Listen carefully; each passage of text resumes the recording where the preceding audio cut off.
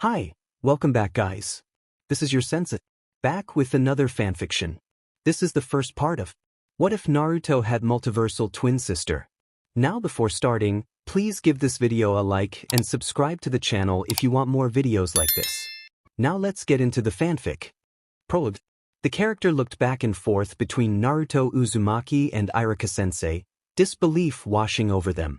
This was a dream come true. How was it even possible to be in the animated Naruto world, standing right in front of these iconic characters? The excitement was overwhelming, and the thought of passing out crossed their mind. But who would do that? Certainly not them. They couldn't waste this incredible opportunity. If this was a dream, they didn't want to wake up just yet. After a moment of contemplation, they decided to pinch themselves to confirm their reality. The pinch didn't hurt, but pulling at their skin did, leaving them with a small sting. They were still there. This was no illusion. Naruto and Iruka were real. The surroundings felt vibrant and alive, just like an anime. They wondered how they looked. Surely, they must resemble an anime character too. It would be strange if they looked like their real self. They might be mistaken for an alien. As they tried to process everything, Iruka-sensei asked if they could accompany him to the Hokage. The character nodded, feeling nervous yet excited. They felt a strong desire to be with Naruto, not in a romantic way, but to share adventures, pranks, and laughter. Naruto's lively personality was infectious, and the thought of spending time with him was exhilarating. Naruto then urged them to follow him, and they grinned, eager to see where he would lead. They soon arrived at the famous ramen stand, and the character couldn't help but drool at the thought of tasting Naruto's favorite food. It was surreal to think they could actually eat ramen from the show they loved.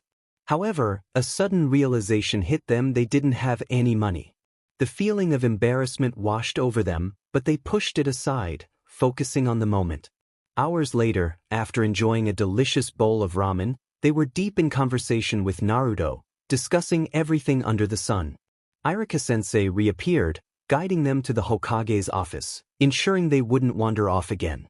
They felt a bit tired but pushed through, curious about what the Hokage would say. As they sat in the Hokage's office, a question lingered in the air. Why did the Hokage think they resembled Naruto? They had long black hair and bright green eyes, while Naruto had blonde hair and blue eyes. Perhaps the Hokage was just tired and seeing things. Chapter End. Rinn's POV. After a long day at school, Rinn walked home, feeling drained. Upon arriving, they plopped down on the sofa, not bothering to change clothes or remove shoes. The excitement of watching Naruto was the highlight of their day. They hoped for a fun commercial or special feature before the episode began. Just then, their favorite character, Deidara, appeared on the screen, and Rinn couldn't contain their excitement. They cheered at the television, thrilled that one of their favorite characters was featured. Deidara asked if Rinn wanted to meet him in person, and without thinking, Rinn shouted in agreement, feeling like a kid again. The thrill of the moment was intoxicating. Who wouldn't want to meet their favorite anime character? It was a natural instinct for a true fan. But then, something strange happened. Deidara's voice shifted, sounding cold and empty, and a peculiar grin spread across his face. Rinn felt a chill run down their spine. Before they could process what was happening, everything went dark and they blacked out. When Rinn regained consciousness, they found themselves in a forest, confusion setting in. What was happening? Someone might have taken me, using my television as a distraction, and somehow made me lose consciousness. How rude. Or perhaps they mixed a sleeping pill or some kind of drag into my last meal. How could that even happen?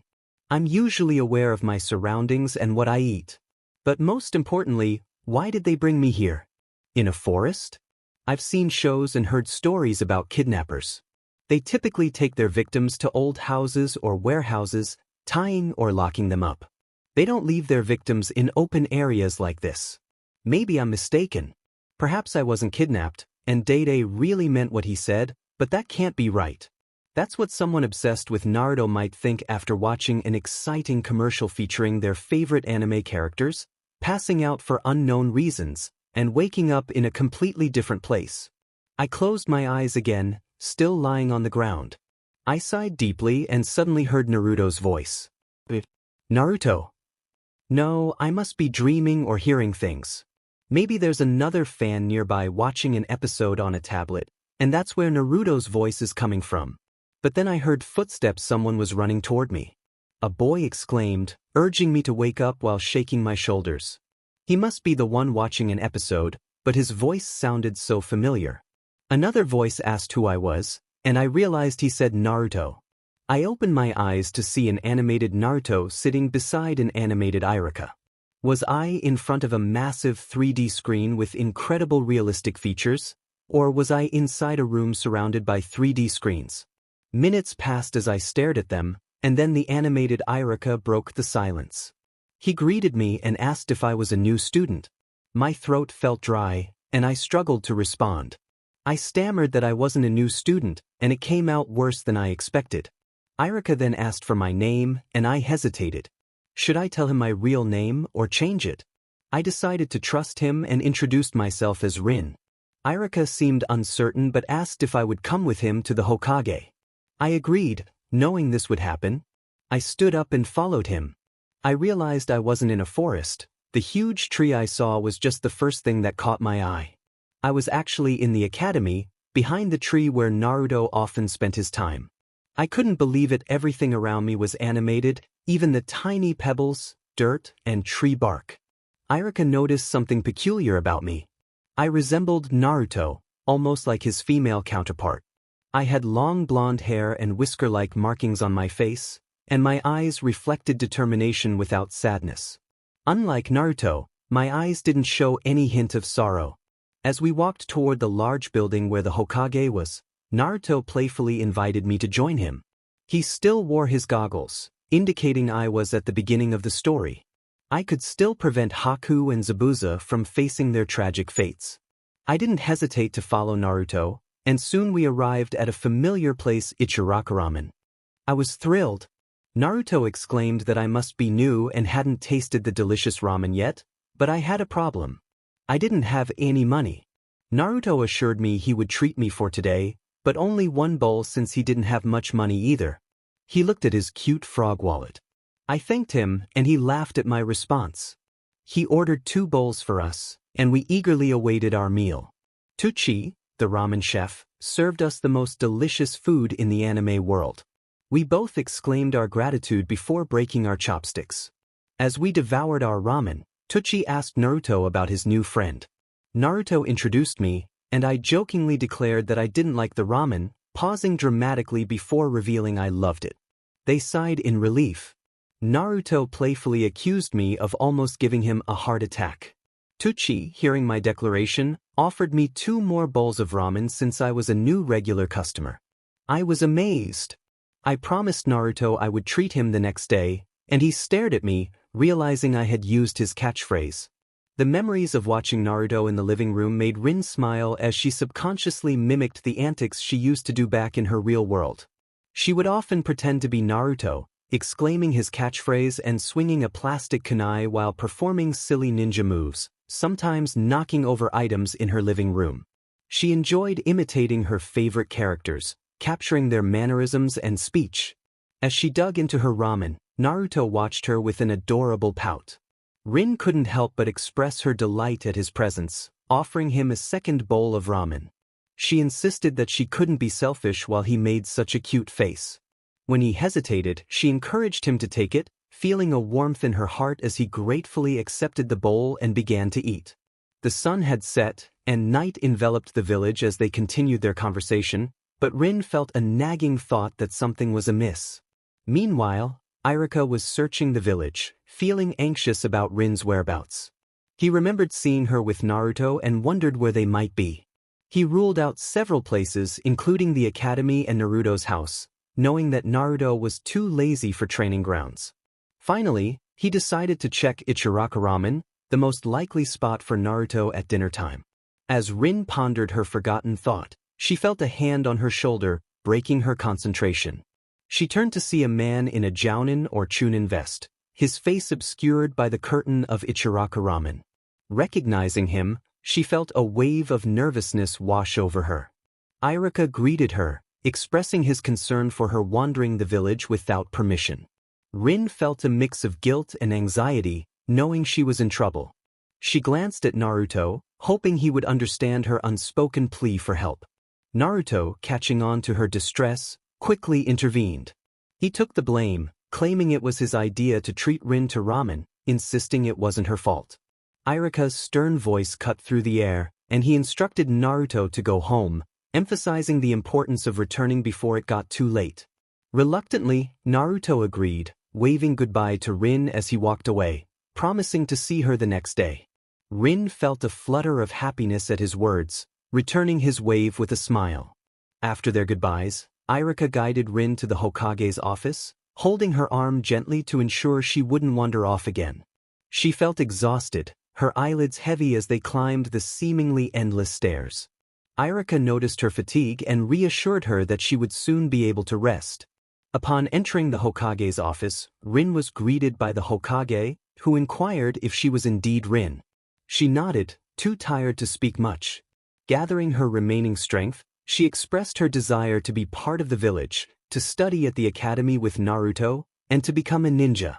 She acknowledged that her sudden appearance might seem strange, but her determination was clear. Rinn stood before the Hokage, expressing her desire to protect the village alongside Naruto. She emphasized her commitment, stating that she would keep her word and needed only a place to stay and some coins for essentials until she could support herself independently. The Hokage and Irika looked at her in astonishment. After a moment, the Hokage cleared his throat, aware of the gravity of the situation. Rinn understood the importance of choosing her words carefully to gain the Hokage's trust. Despite her uncertainty about her circumstances, she decided to proceed thoughtfully. The Hokage acknowledged her determination but expressed the need to know more about her before allowing her to take on such a responsibility. Rinn pondered what to share: her favorite food, age, or hobbies. Revealing that she was from another world seemed unwise, so she took a deep breath and spoke again. She introduced herself as Rinn, admitting that she didn't know her last name or where she came from. She longed to start anew in this village. Although she was not entirely truthful, her last name was Kagame. As noted on her teacher's attendance list, she felt it was best to keep that to herself for now. She explained that she had been raised by her aunt after her parents left her, and she had no memory of them. She estimated her age to be around 11, counting the years since her aunt took her in, but she had no knowledge of her exact birthday. The Hokage listened intently, his expression shifting to one of sadness. Rinn continued, expressing her willingness to forget her past and embrace her future in the village.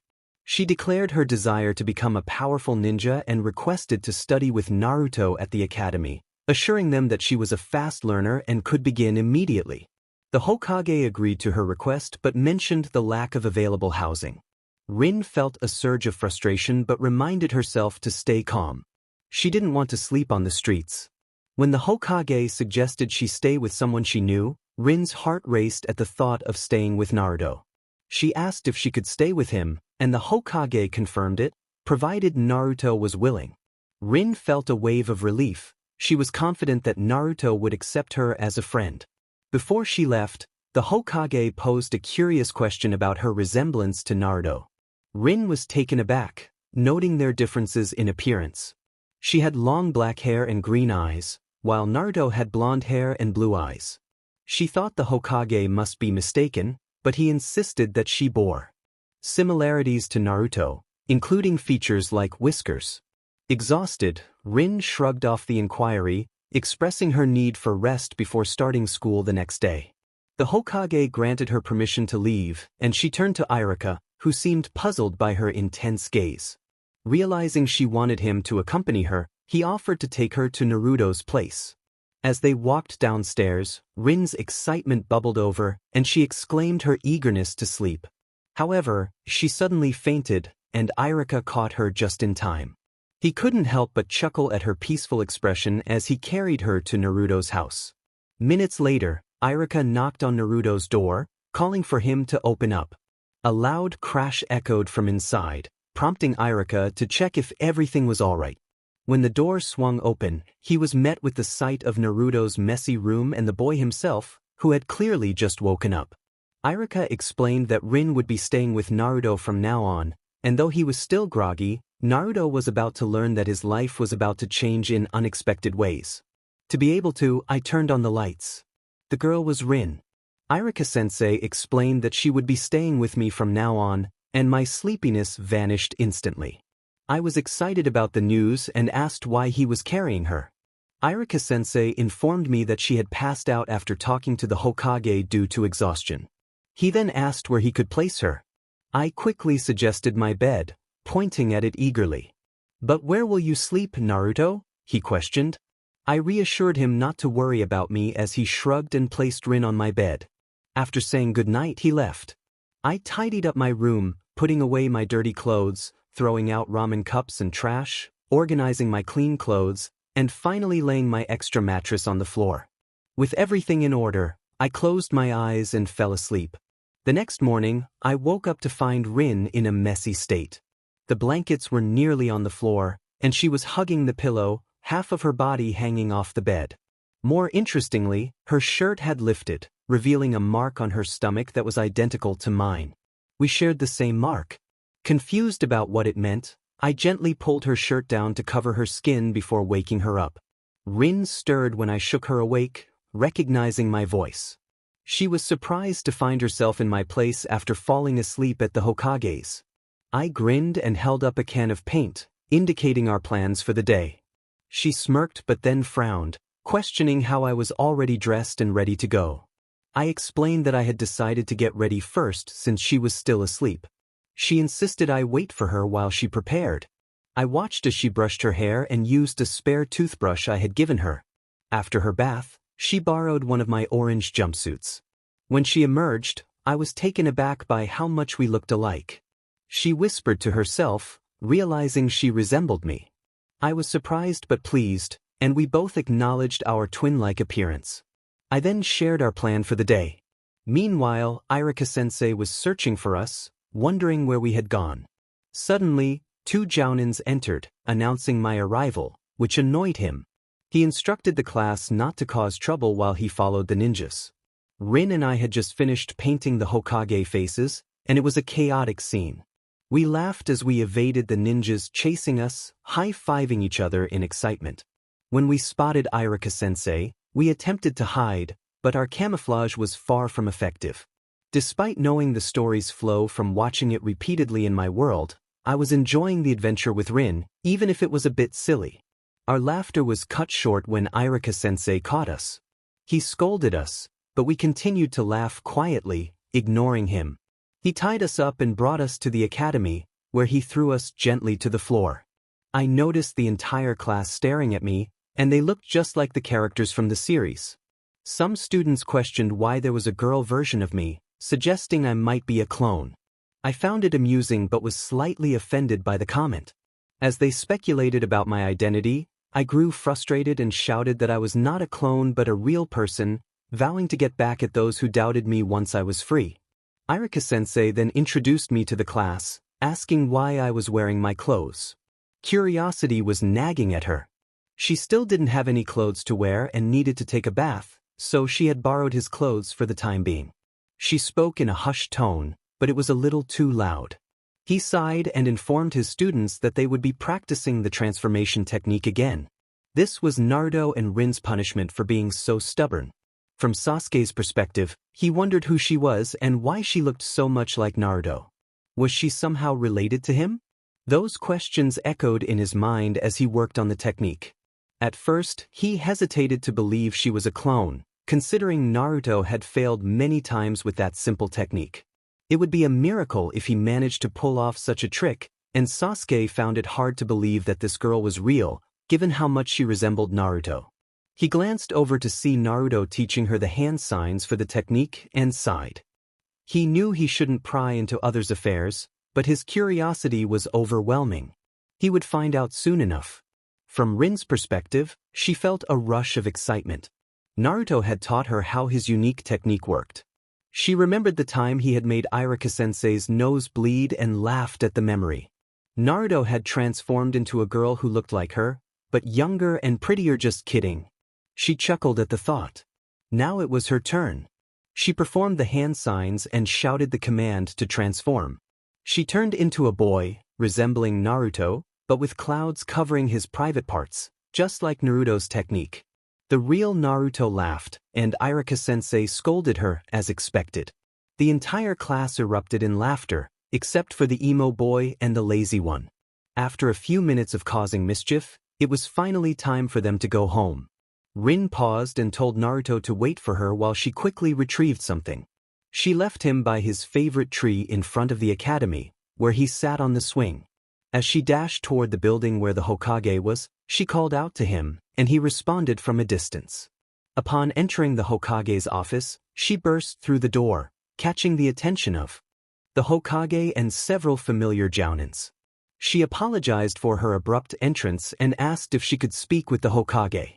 She was thrilled to see Kakashi, Kurenai, Guy, and Asuma in person. It was an awesome experience, even if she felt a bit embarrassed. The Hokage cleared his throat, bringing her back to reality. He asked what she needed. After a moment of silence, she hesitantly requested that the others leave the room for a moment. The Hokage obliged, and they stepped out slowly, their eyes on her, making her feel self-conscious. She sighed internally, wishing they would hurry up. It felt like they were teasing her with their slow movements. Once they were gone, she turned to the Hokage and asked if he could give her some Rios to help her start her new life. She felt a wave of anxiety wash over her as she realized how nervous she was. The Hokage simply stared at her, prompting her to explain that she was in a hurry. Then he asked her to lift her shirt just enough for him to see her stomach. She was taken aback, wondering why he was interested in that. Maybe he wanted to see if she was suitable for modeling midriff shirts or crop tops. She had no interest in that, but it would be cool. When she complied, she was shocked to see a familiar mark on her stomach. It was both frightening and fascinating. The Hokage confirmed his suspicions, and she pulled her shirt down, deciding to ask about the mark another time when she wasn't in such a rush. She reiterated her need for Rios, and the Hokage finally handed her a bag. She snatched it from him and thanked him before rushing out.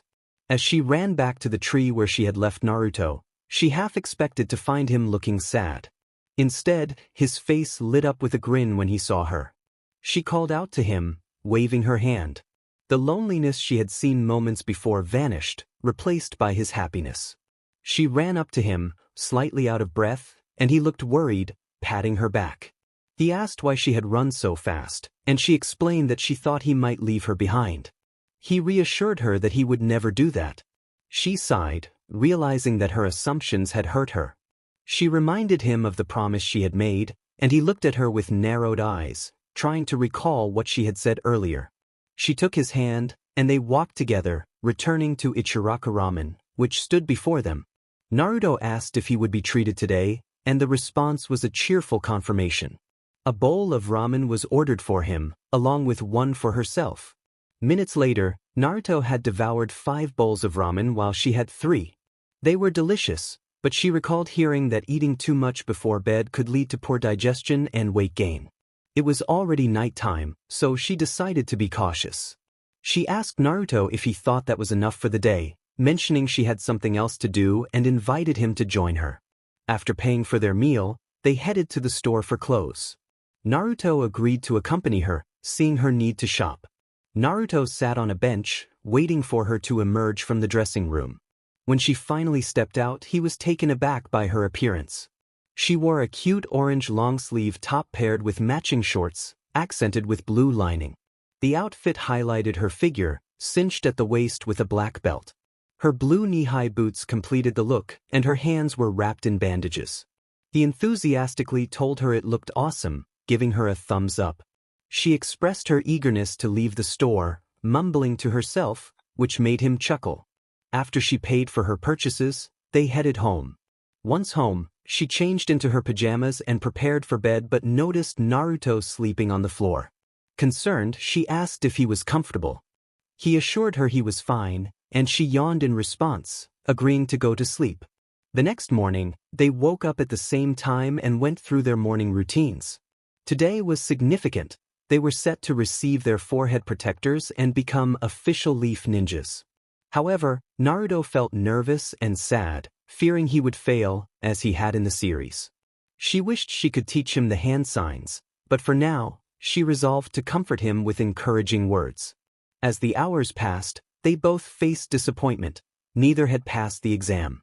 Despite Naruto's attempts to teach her the hand signs, his own struggles with chakra control hindered their progress. She realized she possessed chakra too, having discovered it during a transformation technique. Naruto sat on a swing, observing adults whispering unkindly about him. She joined him on the ground, feeling anger rise within her as she overheard a particularly hurtful comment. One parent remarked on how cute it was to see a girl comforting a monster, implying that she was just like him. This judgment infuriated her. Determined to stand up for Naruto, she approached the offending woman and pointed an accusatory finger at her. She refused to let them insult them without consequence. With a fierce tone, she confronted the woman, demanding she stop her hurtful words. The crowd turned to watch, surprised by her boldness. She continued, expressing her disbelief that an adult would stoop to such childish insults. She defended Naruto, highlighting his struggles and the fact that he was just a lonely child seeking friendship. Her voice rose as she condemned the adults for their cruelty, insisting that they were the true monsters for their behavior. Feeling overwhelmed with emotion, she grabbed Naruto's hand and led him home, tears streaming down her face. After the confrontation, Naruto noticed her distress as she ran towards him, clearly affected by the events that had just unfolded. She held his hand and led him home. When they arrived, Rinn released his hand and went straight to the bed, tears streaming down her face. He slowly sat beside her and gently lifted her chin, trying to offer comfort. He felt lost for words, unsure of how to ease her pain or provide solace. Rinn whispered about her cruelty, expressing regret for her earlier actions. She lamented how she had lost control, letting her emotions take over. He sighed, understanding her turmoil. He encouraged her to stop crying, assuring her that everything would be okay. Rinn continued to sniffle, tears still flowing. He felt helpless, merely holding her and wishing he could do more. He recalled hearing her outburst earlier, and during that moment, Mizuki had approached him unexpectedly, urging him to leave Rinn alone. Had refused, wanting to stay by her side. Now, he noticed her steady breathing and realized she had fallen asleep. Carefully, he placed her head on the pillow before stepping outside into the forest, feeling a sense of urgency. Rinn suddenly woke up, feeling a strange sensation. She thought someone had woken her, but the room was empty. Remembering Naruto's mission to retrieve the scroll, she panicked and rushed into the forest, calling out for him. As she ran, she heard Irika-sensei's voice and dashed toward it. Suddenly, she saw a large shuriken, thrown by Mizuki, flying straight toward Naruto. In a split second, she acted, positioning herself to shield him. The shuriken struck her back, and she felt a strange numbness rather than pain. It was as if her body had gone cold in that spot. Mizuki acknowledged her earlier speech, and she stood up, surprising everyone with her resilience.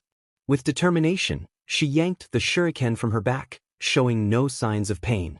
She declared her identity to Mizuki and, with a fierce expression, hurled the shuriken back at him. Mizuki dodged effortlessly, and she growled in frustration. She had practiced throwing shurikens before, but the weight of the metal was challenging. Climbing a tree to gain a better vantage point, she felt dizzy and saw something bizarre, a pink unicorn throwing up rainbows on a nearby branch.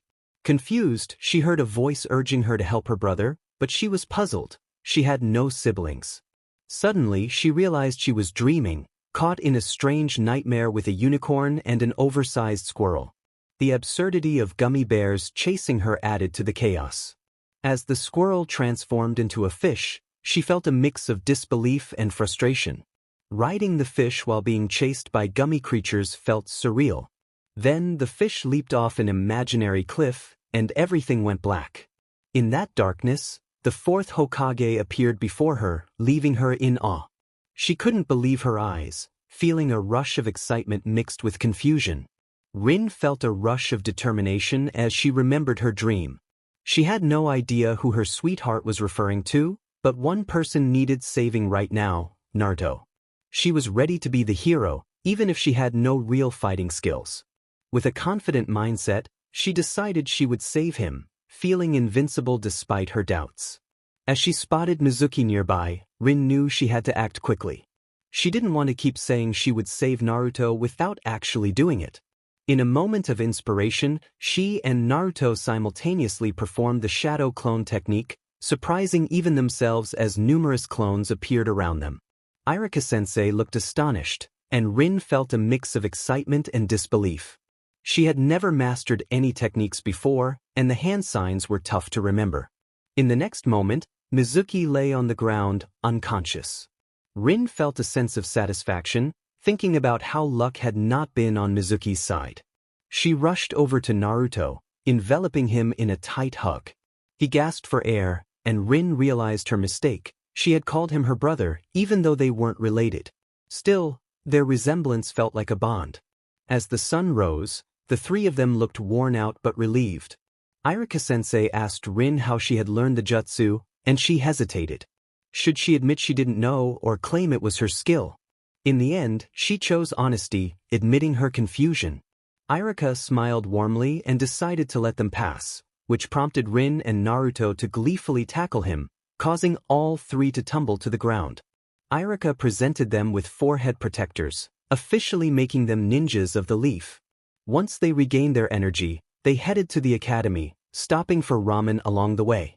Rinn held Naruto's hand, feeling his reassuring squeeze as they approached the classroom. She was nervous, everyone had heard her speech and she felt exposed. Hiding behind Naruto as they entered, she tried to gather her courage. Sasuke noticed Rinn and Naruto entering the room, sensing something different about her. She seemed anxious, which was unusual. He observed her hiding behind Naruto, her eyes reflecting her unease. His thoughts were interrupted when a group of fangirls approached him, asking to sit beside him. He caught a glimpse of Naruto's irritation as he jumped onto Sasuke's desk, glaring at him. Sasuke returned the glare, but then an unexpected incident occurred. A boy in front of him stood up, accidentally pushing Naruto forward, leading to an awkward moment. Both boys quickly spat out their embarrassment, and the fangirls erupted in laughter, claiming Naruto had stolen Sasuke's first kiss. Rinn instinctively spread her arms, stepping in front of Naruto to protect him. She declared that no one should touch her brother, emphasizing the word, brother. Sasuke stared at her, unsure if she was joking, but her serious demeanor conveyed her determination and protectiveness. Rinn, confused by her own words, wondered why she had called Naruto her brother. Perhaps it was because they looked so alike, but there was still something that set them apart. One of the fangirls insulted Rinn, calling her an ugly lady, which ignited her anger. She shot back, calling the girl a fat, worthless pig, causing Naruto to chuckle. Rinn felt empowered by her words, realizing she could stand up for herself. The girl retorted, questioning Rinn's status as a ninja. Rinn smirked, pointing to her forehead protector and declaring her official status as a leaf ninja. She challenged the girl to a fight, asserting that if she lost, she would have to accept that she wasn't a true ninja. The room fell silent as Rinn's confidence filled the space. Feeling mischievous, Rinn decided to lighten the mood. With a panicked expression, she exclaimed that Iruka-sensei was coming, ready to stir up some fun. Everybody get back in your proper seats. All the students returned to their seats except for one, who was laughing so hard that they fell to the floor, clutching their stomach. That hurts, they said, still holding their aching stomach. They found the humor in the situation amusing. Suddenly, they realized that Iruka-sensei had been with them when they entered the room, but they hadn't noticed him leave. Feeling a bit foolish, they stood up, dusting off their clothes. They playfully pulled Naruto's arm, causing him to fall back into his seat. The only vacant seat nearby was next to Sasuke, so they had no choice but to sit beside him. Moments later, Iruka-sensei opened the door and found the class quiet and seated. Naruto was on their right, and Sasuke was on their left, leaving them in the middle. Iruka was surprised to see his students so quiet and properly seated when he entered the room. After that unexpected scene, he announced the teams and other important information. Team 7, Naruto Uzumaki, Sakura Haruno. Naruto jumped up in joy while Sakura banged her head on her desk, muttering about being doomed. Iruka chose to ignore her reaction and continued. Sasuke Uchiha, The students reacted differently this time. Just as he was about to announce the next team, Rinn raised her hand. "What about me? I would love to be on Naruto's team." Rinn exclaimed. "Sorry, but you are part of another team," Irika replied calmly, but it seemed to upset her even more. "What? I want to be on Naruto's team. You can't make me join a different team. I need to be with him," she shouted, her frustration evident. "Rinn, where are your manners? Don't raise your voice at me. It's written here and I can't change it. If you want, go and complain to the Hokage," Irika said, his patience wearing thin. "Sorry, Rinn," he whispered to himself, noticing the determination in her eyes. She was really pushing it. I will, she exclaimed, and in an instant, she dashed out of the room, slamming the door behind her and leaving everyone in stunned silence. After a moment, Irika decided to speak. "Oka," but he was interrupted when Rinn returned, holding a paper in front of him. The Hokage said I can be on Naruto's team. I mean..." She paused for a moment. "Please read this, Irika-sensei. A letter from Hokage-sama."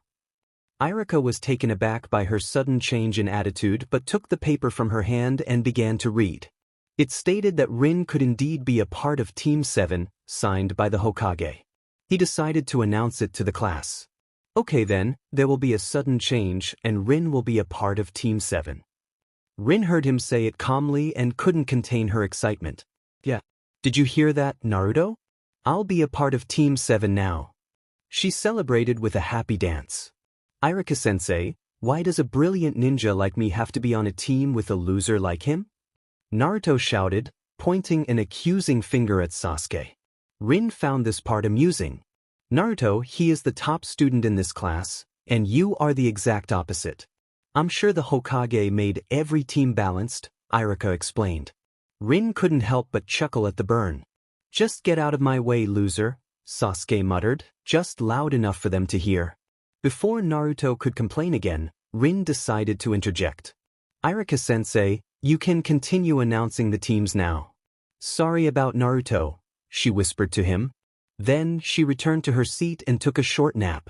Minutes later, she felt someone shaking her gently. "Rinn, wake up," Naruto said. Okay, she replied, opening her eyes just as Kakashi-sensei entered the room, and as expected, the eraser fell on his head. She yawned, not even bothering to laugh at Naruto's trick. Kakashi began his usual speech, and soon they all went to the roof to introduce themselves. Rinn sat beside Naruto and Sasuke again, preferring not to sit next to Sakura. To her surprise, Kakashi pointed at her. "Okay, you first. Introduce yourself." Rinn narrowed her eyes at him. "I think you should introduce yourself first, sensei." "Me?" he replied, feigning confusion. "I'm Kakashi Hatake. My likes and dislikes. I don't feel like telling you. My dreams for the future. I have many hobbies." Rinn yawned, feeling bored. He had only shared his name and nothing else. "Then it's your turn," Kakashi said, pointing at her. She heard Sakura mumble something under her breath. Sighing, Rinn began, "I'm Rinn. My likes? I love Ichiraku ramen, especially when Irika-sensei and Naruto treat me. I enjoy seafood cup noodles and pocky, especially the chocolate-covered ones with crushed almonds.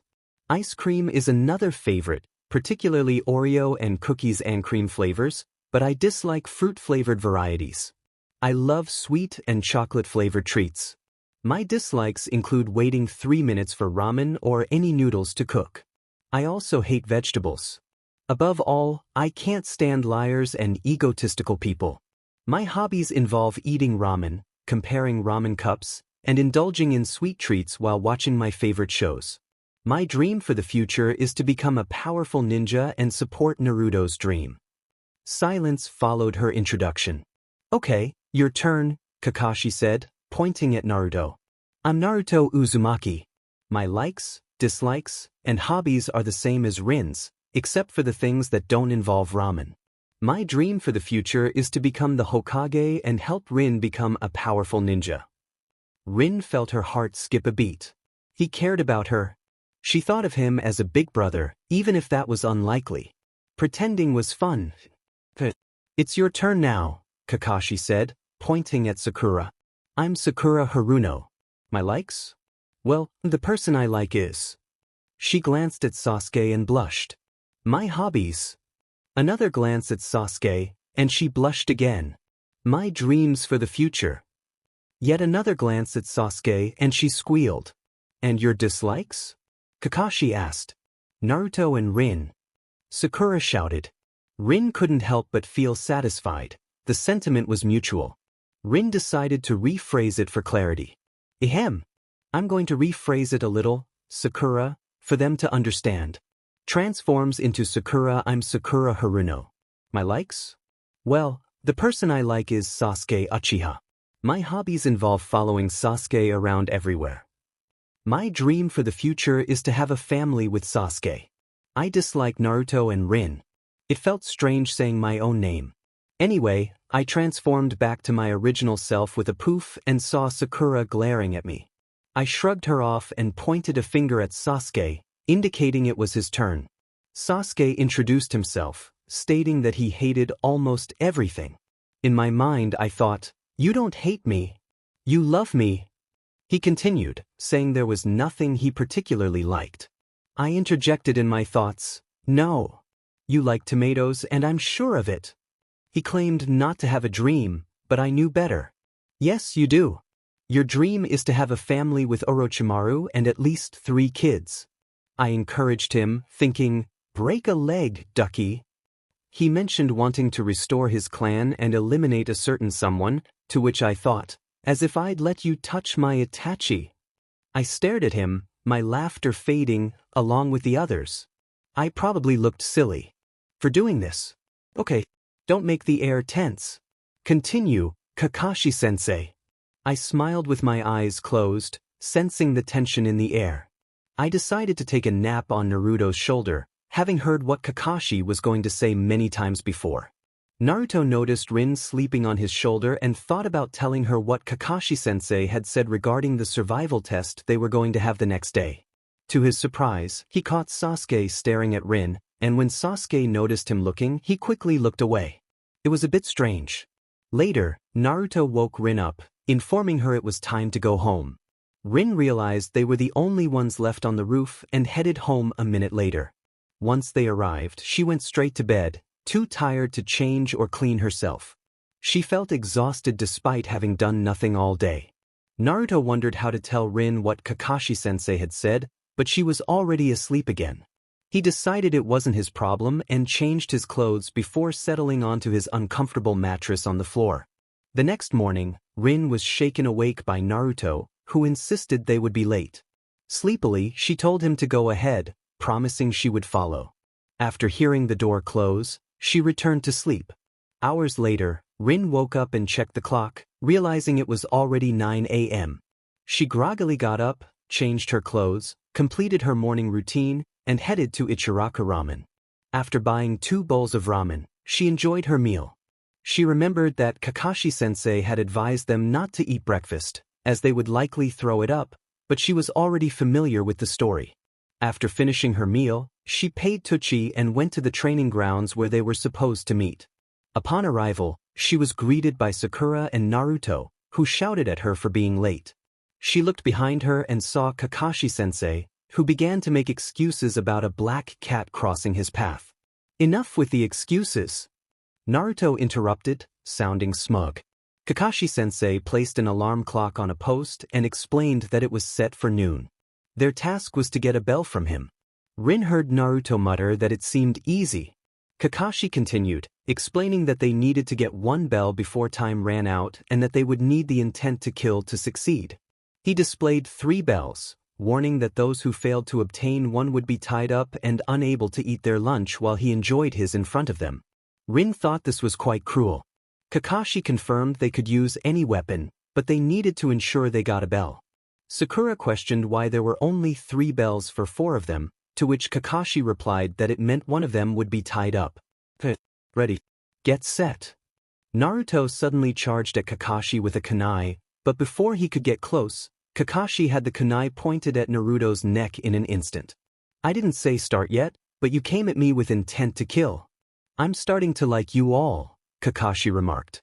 Start! Sakura and Sasuke jumped into action, hiding in the bushes and trees, while Rinn and Naruto remained in front of Kakashi. Rinn insisted that she and Naruto should fight him fairly. They both expressed their eagerness to take the first turn. Naruto launched another attack, but Kakashi effortlessly blocked it. Kakashi slowly pulled out his book, Ika Ika Paradise, which made Naruto hesitate, thinking it was a weapon. Rinn couldn't help but laugh at the absurdity of the situation. Naruto face-bombed, exclaiming his disbelief at Kakashi reading a book during their training. Kakashi calmly replied that he wanted to know what happened in the story, while Rinn continued to giggle uncontrollably. Frustrated, Naruto attacked again, but it was futile.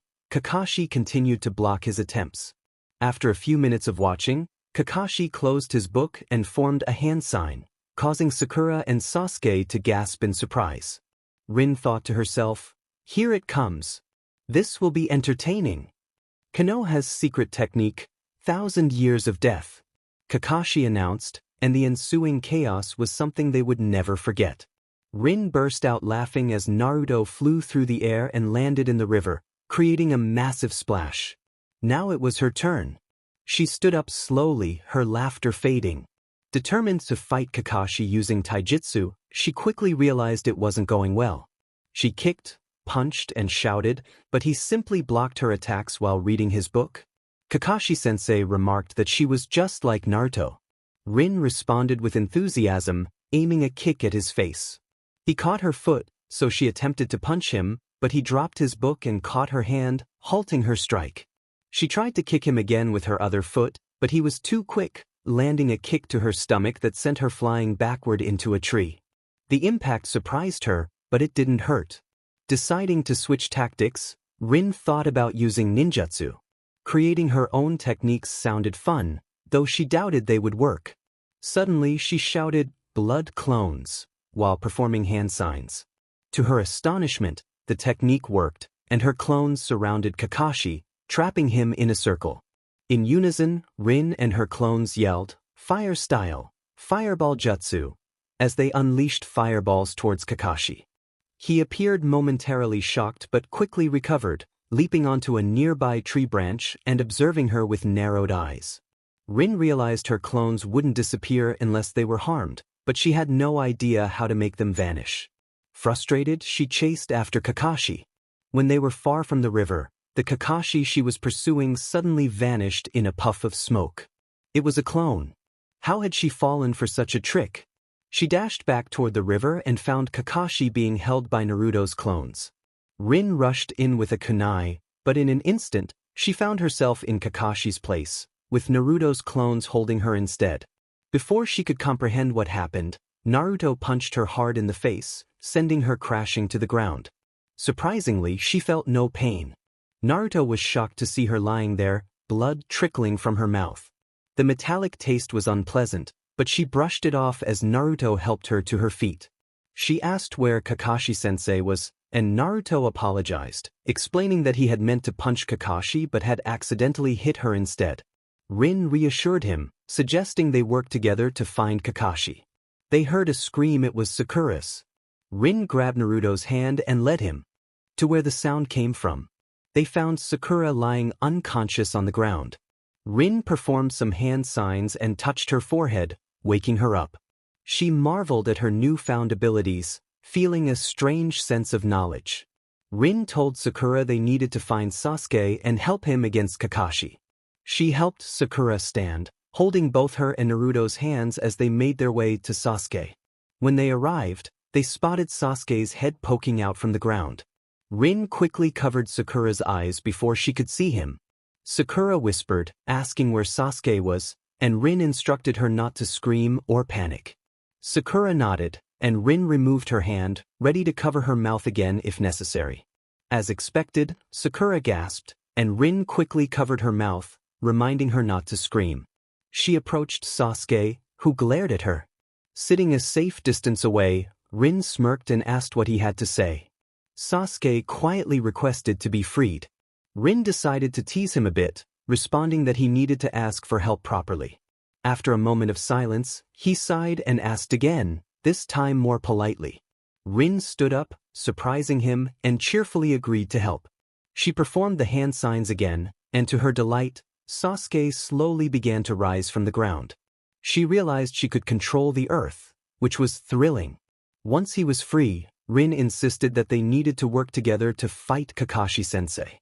She gave him her best pleading look, but he simply stared at her, unimpressed. Sasuke dismissed her suggestion, claiming they would only drag him down. Rinn felt a flash of anger but kept it to herself. She argued that they could succeed if they worked together, but he countered that there were only 3 bells for 4 of them. Rinn raised her voice, explaining that Kakashi had set this up intentionally to test their teamwork. They couldn't defeat him individually, they needed to cooperate. She reassured him that she had a plan to resolve the bell issue. With determination, Rinn urged Sasuke to trust her and see the results of their teamwork. Rinn was trying to convince him, but it felt futile. She felt overwhelmed with frustration, realizing that persuading him was a waste of her time and effort. She declared her stance firmly, calling him an emo duckbutt, which only fueled his anger as he glared at her. She shrugged it off, not caring about his reaction. With determination, Rinn approached Naruto and Sakura, her annoyance evident. She instructed them to help her get the bells, making it clear that it was not a request but an order. Kakashi-sensei was perched on a branch, engrossed in his book. After sharing her plan in hushed tones, Rinn used a teleportation technique to position herself behind a tree, hidden from Kakashi's view while concealing her chakra. She challenged Kakashi to come down and fight, which prompted him to jump down from the tree. Kakashi seemed surprised by her challenge, but Rinn remained focused. Naruto unleashed his Kagebunshin no Jutsu, creating a multitude of clones that surrounded Kakashi. With Kakashi's back turned to her, Rinn waited patiently for the right moment. Sakura launched an attack with a kunai, keeping Kakashi occupied as he dispelled the clones. Seizing the opportunity, Rinn teleported behind him. One of Naruto's clones landed a kick on Kakashi's leg, momentarily distracting him. In that brief moment, Rinn snatched the bells from his pants and teleported to the highest branch of the tallest tree. She created clones of the bells, making it appear as if they were still on Kakashi. Amused by her cleverness, she chuckled quietly as Kakashi remained oblivious to her trick. Suddenly, an alarm rang, signaling the end of the test. Rinn made her way to the designated meeting spot, where she noticed Naruto tied up but still attempting to eat his lunch. She approached Kakashi to inquire about Naruto's situation. Kakashi explained that Naruto was tied up because he hadn't earned a bell. Rinn pointed out that Naruto had indeed received one, which meant he shouldn't be restrained. She tossed the bells to Sasuke and Sakura, freeing Naruto and giving him a bell as well. With everyone now possessing a bell, Rinn playfully suggested that she should be the one tied up. She created a clone to tie her to the post where Naruto had been. Kakashi was taken aback, questioning how she had managed to pull off such a trick. Rinn's clone performed hand signs, making the bells on Kakashi's pants vanish in a puff of smoke. Naruto, noticing Rinn's lack of a bell, expressed his concern. Rinn explained that she hadn't passed, but she was content with the outcome. Her teammates were shocked, questioning why she would give a bell to Sasuke, who hadn't helped her. Rinn reassured them that she valued their friendship and wanted them to succeed. She emphasized her desire for them to become powerful ninjas and fulfill their dreams. Naruto, visibly upset, pleaded with her not to leave them behind. Rinn tried to calm him, but he insisted that her absence would be too difficult to bear. She felt a pang of affection for his earnestness. Sasuke, surprisingly, spoke up in support of Rinn, stating that they were a team and should stick together. Sakura echoed his sentiment, and Naruto declared that he would rather fail with Rinn than leave her behind. Their heartfelt declarations touched Rinn deeply. Suddenly, Naruto cut the ropes binding Rinn, and they all proclaimed their unity as a team. Kakashi, observing their bond, spoke in a serious tone, but Rinn remained unfazed. As dark clouds gathered and thunder rumbled ominously, Kakashi finally announced that they had all passed. He explained that their refusal to abandon a teammate was what truly mattered in the world of ninjas. Rinn, feeling content, decided to rest on Naruto's lap, tuning out Kakashi's speech. Sasuke, watching Rinn sleep peacefully, reflected on her actions. Despite her hard work, she had given the bell to him, calling him her friend. It was a moment that made him ponder their relationship. Meanwhile, Naruto was concerned as he noticed Rinn stirring in her sleep, seemingly troubled by a nightmare. He called out to her, shaking her gently, worried about what she might be dreaming. Rinn awoke in a dark forest, feeling disoriented and uncertain. Rinn stood up and noticed a man with black hair and blood-red eyes staring at her from a short distance away. To her surprise, he suddenly drew a long sword from his back and vanished. A chilling voice whispered in her ear, sending a shiver down her spine. It was behind her, and she could almost feel his breath on her neck. Then she felt something pierce her stomach. She hadn't realized it had happened until she coughed up a liquid that stained her hands. Suddenly, she heard a voice calling her name. It was Naruto, desperately trying to wake her up. Rinn was unresponsive, and Naruto shook her as if it were the end of the world. Sasuke, noticing the commotion, approached them and saw Rinn crying. He sat beside Naruto and gently shook her, but it was futile. Naruto shouted in frustration, questioning what Sasuke was doing. Sasuke muttered that he was trying to wake her up. Naruto insisted it was pointless, and their voices escalated until Kakashi intervened, instructing them to go home immediately. Despite Naruto's pleas to wake Rinn up, Kakashi insisted he would take care of her and urged them to leave. Kakashi understood what had happened to Rinn. She had fallen victim to a genjutsu while sleeping, and her tears were likely a reflection of the turmoil in her mind. He knew only Kurenai could help her, so he carefully carried Rinn to her. In Rinn's mind, the mysterious man reappeared, telling her they would meet soon. Confused, she found herself standing before a massive gate shrouded in darkness, which she recognized as the gates of Konoha. As the gates opened, Kurenai stood there, calling for her to wake up. Suddenly, everything around Rinn faded to black. Kakashi watched as Kurenai performed a series of hand signs and touched Rinn's forehead. She awakened, instinctively holding the spot on her stomach where she felt a mark. She questioned if it had all been a dream. Kurenai reassured her that she had been trapped in a genjutsu but was now safe. However, Rinn was puzzled by the blood trickling from her hand, questioning why she still had a wound if it was just a genjutsu. Rinn touched the spot where the man had stabbed her, wondering why it didn't hurt. Confusion washed over her as she tried to comprehend what was happening. She addressed Kakashi, stating she needed to go home since Naruto would be worried. Kakashi nodded but reminded her they needed to tend to her wound. Rinn insisted she was fine and left them behind. As she walked home, Rinn pondered the identity of the man who had threatened her. He seemed familiar, yet she couldn't place him. Upon arriving home, she found Naruto sleeping on his mattress. With a sigh, she lay down on her bed and soon drifted off to sleep. The next day, Rinn followed her morning routine alongside Naruto, and soon it was time for a mission. A few days later, they were tasked with finding a missing cat named Tora. Kakashi provided them with communication devices, and Rinn perched on a branch, observing as Naruto chased the frightened cat. After a while, Naruto managed to catch Tora, but his face was marked with scratches. Rinn jumped down and approached Naruto, extending her arms to the cat. Tora leaped into her embrace, and Rinn couldn't help but hug the fluffy creature tightly as she made her way to the Hokage's office. Upon arrival, the cat's owner rushed forward, exclaiming her relief at finding Tora. Rinn stepped up to the owner, advising her to treat Tora better, as the cat had run away due to her neglect. The owner stared at Rinn, slowly loosening her grip on Tora, indicating she understood. As Rinn looked around, she noticed her teammates staring at her in surprise. She sat down, waiting for the Hokage to announce their next mission. The Hokage cleared his throat, but Naruto interrupted, expressing his frustration over the mundane tasks they were assigned. Rinn tuned out the Hokage's speech, focusing instead on Naruto's animated recount of the ramen he had eaten the night before, which captured the attention of their team. The Hokage's voice boomed, demanding silence, and Kakashi quickly apologized.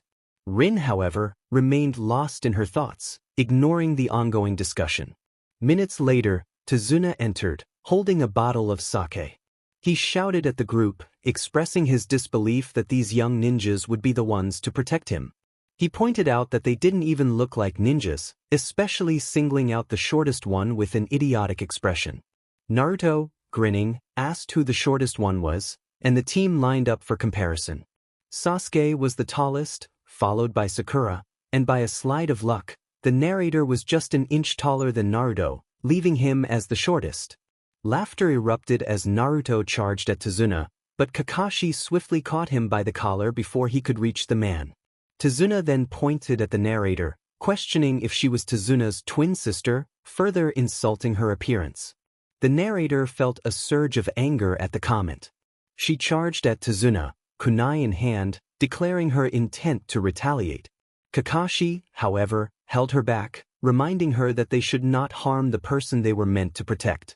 Tazuna cleared his throat and introduced himself as the master bridge builder from the Land of Waves, explaining that he needed their protection to complete the bridge without trouble. The narrator couldn't believe he would insult them and then ask for their help, laughing maniacally at the absurdity of the situation. Kakashi scolded her for her disrespect, reminding her that Tazuna was their client. She muttered under her breath, feeling frustrated. After preparing for their mission, they headed to the gate. Naruto excitedly announced that it was his first time leaving Konoha, prompting Tazuna to question his status as a ninja, which the narrator vehemently defended. As they walked, she noticed a puddle and instinctively moved closer to Naruto, thinking about protecting him. Suddenly, chains appeared, and Kakashi was seemingly overwhelmed. The narrator watched, amused by the expressions of the criminals who had attacked. As one of them lunged at Naruto, she stepped in front, taking the hit instead. She kicked the attacker away, sending him crashing into a tree, feeling surprisingly unhurt. Kakashi reappeared, swiftly subduing the two criminals and tying them to a tree. He looked at the narrator with a serious expression, noting that the scratch she had received was poisoned and needed immediate attention. She brushed it off, claiming she felt no pain, which only intensified Kakashi's scrutiny. When he examined her hand, she marveled at how the wound began to heal itself. Excitedly, she exclaimed her astonishment, feeling a sense of empowerment. She pulled her hand back and walked over to Naruto, checking on him. After Tazuna explained their mission and they traveled by boat, they arrived at their destination. Naruto began throwing kunai at random spots, accidentally scaring a cute white bunny in the process. Kakashi's serious demeanor contrasted sharply with Naruto's antics. Suddenly, Kakashi shouted for everyone to get down, and in a moment of distraction he pushed the narrator to the ground just as a large sword flew overhead, embedding itself in a tree. Zabuza appeared, standing on his massive sword. The narrator couldn't help but laugh at his leg warmers, catching his attention. He remarked on her cheerfulness, and she responded playfully, unfazed by the tension in the air. Recognizing Zabuza as the infamous demon of the hidden mist, she decided to take a nap right there on the ground, much to the surprise of her teammates. Zabuza watched her, feeling an unfamiliar warmth inside him. Confused by her nonchalance in the face of danger, he found himself questioning why she seemed so unconcerned about the impending fight. Weird kid. Kakashi lifted his forehead protector just enough for his left eye to be visible. It bore the Sharingan which he had used to fight Zabuza, copying his moves and techniques. Minutes later, he found himself trapped inside Zabuza's water prison technique. He called out to his team, instructing them to bring Rinn and Tazuna to safety. He emphasized the urgency of the situation, but out of the corner of his eye he noticed Rinn slowly waking up. She yawned and looked at him with sleepy eyes, seemingly unfazed by the battle around her. Rinn woke up to Kakashi's loud voice, feeling her peaceful nap had been disrupted. She shouted at him to keep it down, expressing her annoyance. Zabuza, noticing her, remarked on her waking up, calling her a baby. Rinn, feeling insulted, corrected him, stating her name was Rinn, not Mr. Mumu, as he had called her. Kakashi, still trapped, urged Rinn to take Tazuna and run, insisting that she couldn't win against Zabuza. However, she remained unfazed, continuing to walk toward Zabuza while dragging a katana behind her. Kakashi's frustration grew as he repeated his order, but Rinn simply muttered a quote about the importance of friendship, capturing their attention. As she stopped walking, the tension in the air became palpable. Rinn playfully asked if there was something on her face, trying to lighten the mood while maintaining a facade of innocence. After a moment of silence, Zabuza created a water clone, prompting Rinn to spring into action. In a flash, she appeared behind the clone and sliced it in half, causing it to dissolve back into water. With newfound confidence, she sliced through Zabuza's 5 clones in mere seconds, surprising even herself. Zabuza, frustrated, questioned how she could do that so easily. Rinn responded with a playful tone, feigning innocence as she observed Sasuke and Naruto preparing their next move. She took a moment to stretch and sit on the ground, casually asking Zabuza why he was covering his mouth and nose. However, he ignored her as he focused on defending against Sasuke's attack. Just then, a massive wave crashed down, pulling Rinn underwater. Panic set in as she struggled to breathe, desperately swimming toward a tree for support. When she finally emerged from the water, gasping for air, she felt a strong current threatening to pull her away. Just as she feared she might drown, a hand grabbed her arm and pulled her up. She found herself face to face with Haku, who quickly silenced her with a pressure point strike, causing her to black out. Meanwhile, Kakashi was about to finish Zabuza when 2 Senbons struck, instantly killing him. A hunter Nin appeared, revealing that he had been tracking Zabuza for some time.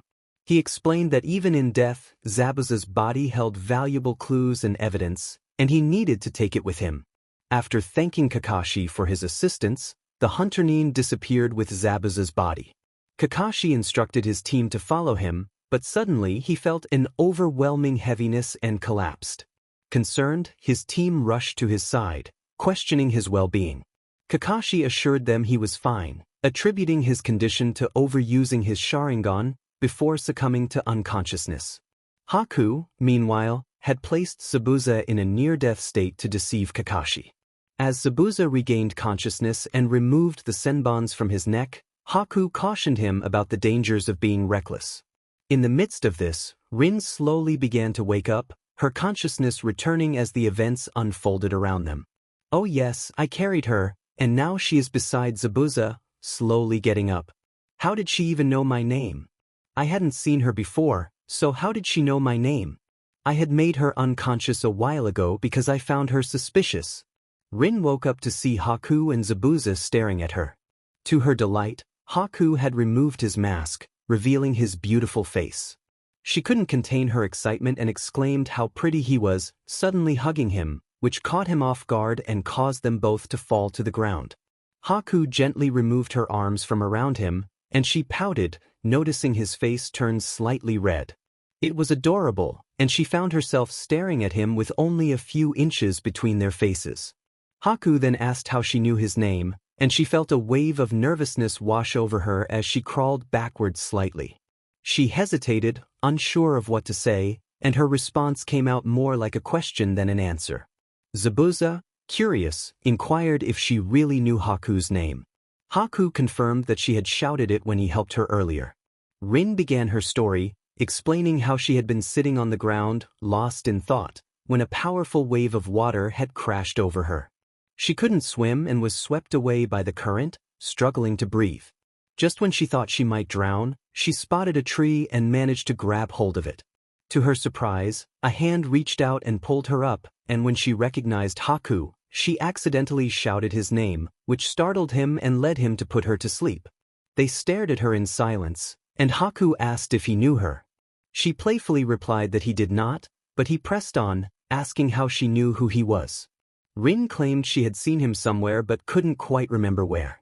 When Haku pointed out the contradiction in her story, she quickly fabricated a tale about having seen a picture of him with his name on it. Though he seemed skeptical, she decided she was tired of making excuses. Rinn then asked Haku and Zabuza. They could teach her some things. The silence that followed felt rude to her, and she expressed her frustration at their staring, insisting she wasn't ugly. Zabuza, standing up slowly, ominously suggested he could end her life to quiet the surroundings, which made her gulp in fear. She waved her hands in front of her, pleading for them to teach her instead. Haku warned Zabuza that he shouldn't move too much, and Rinn helped Zabuza sit down. When she smiled at him, he finally relented and agreed to teach her, but only if she stayed with them. Rinn nodded enthusiastically and hugged him in gratitude. Zabuza told her to get off, and she immediately turned to hug Haku, excitedly announcing that she would be with them.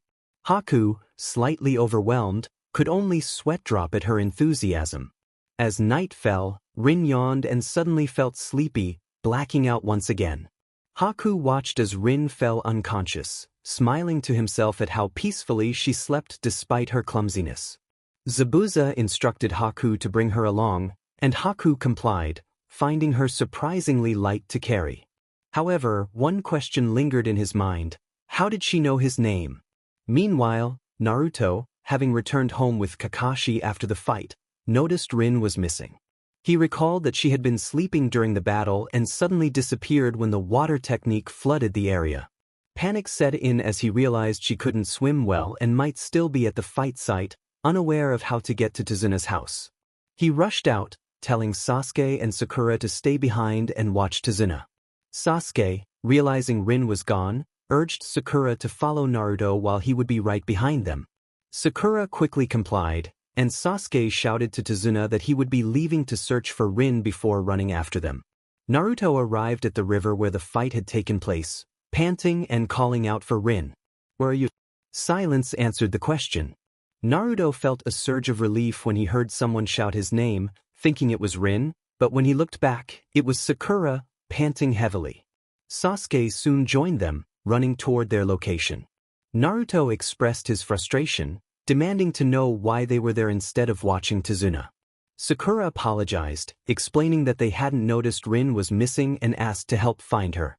Naruto reluctantly agreed, and Sasuke suggested they split up to search more efficiently. They decided to meet back at their current location later.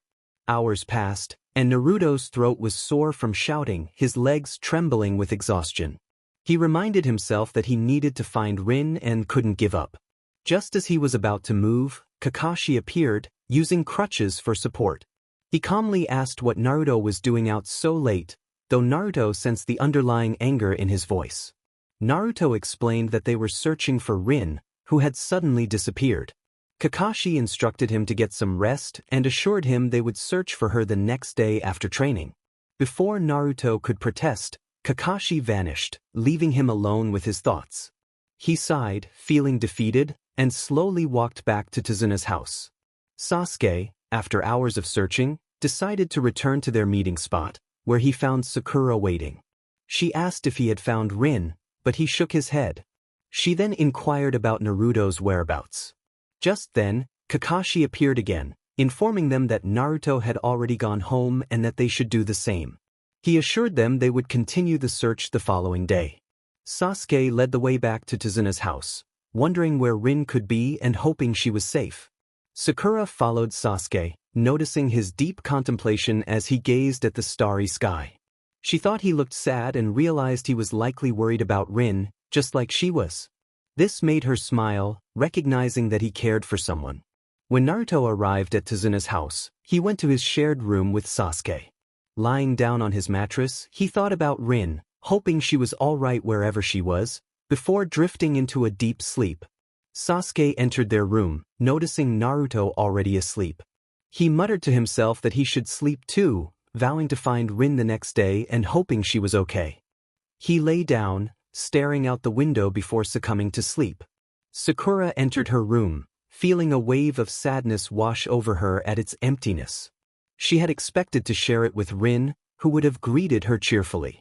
Although Rinn could be silly and annoying, she missed having her around and hoped she was safe. With that thought, she fell asleep. Rinn woke up in a room, realizing she was on a mattress beside Zabuza, who was sleeping soundly. She looked around but didn't see Haku anywhere. Zabuza suddenly opened his eyes and asked why she was staring at him.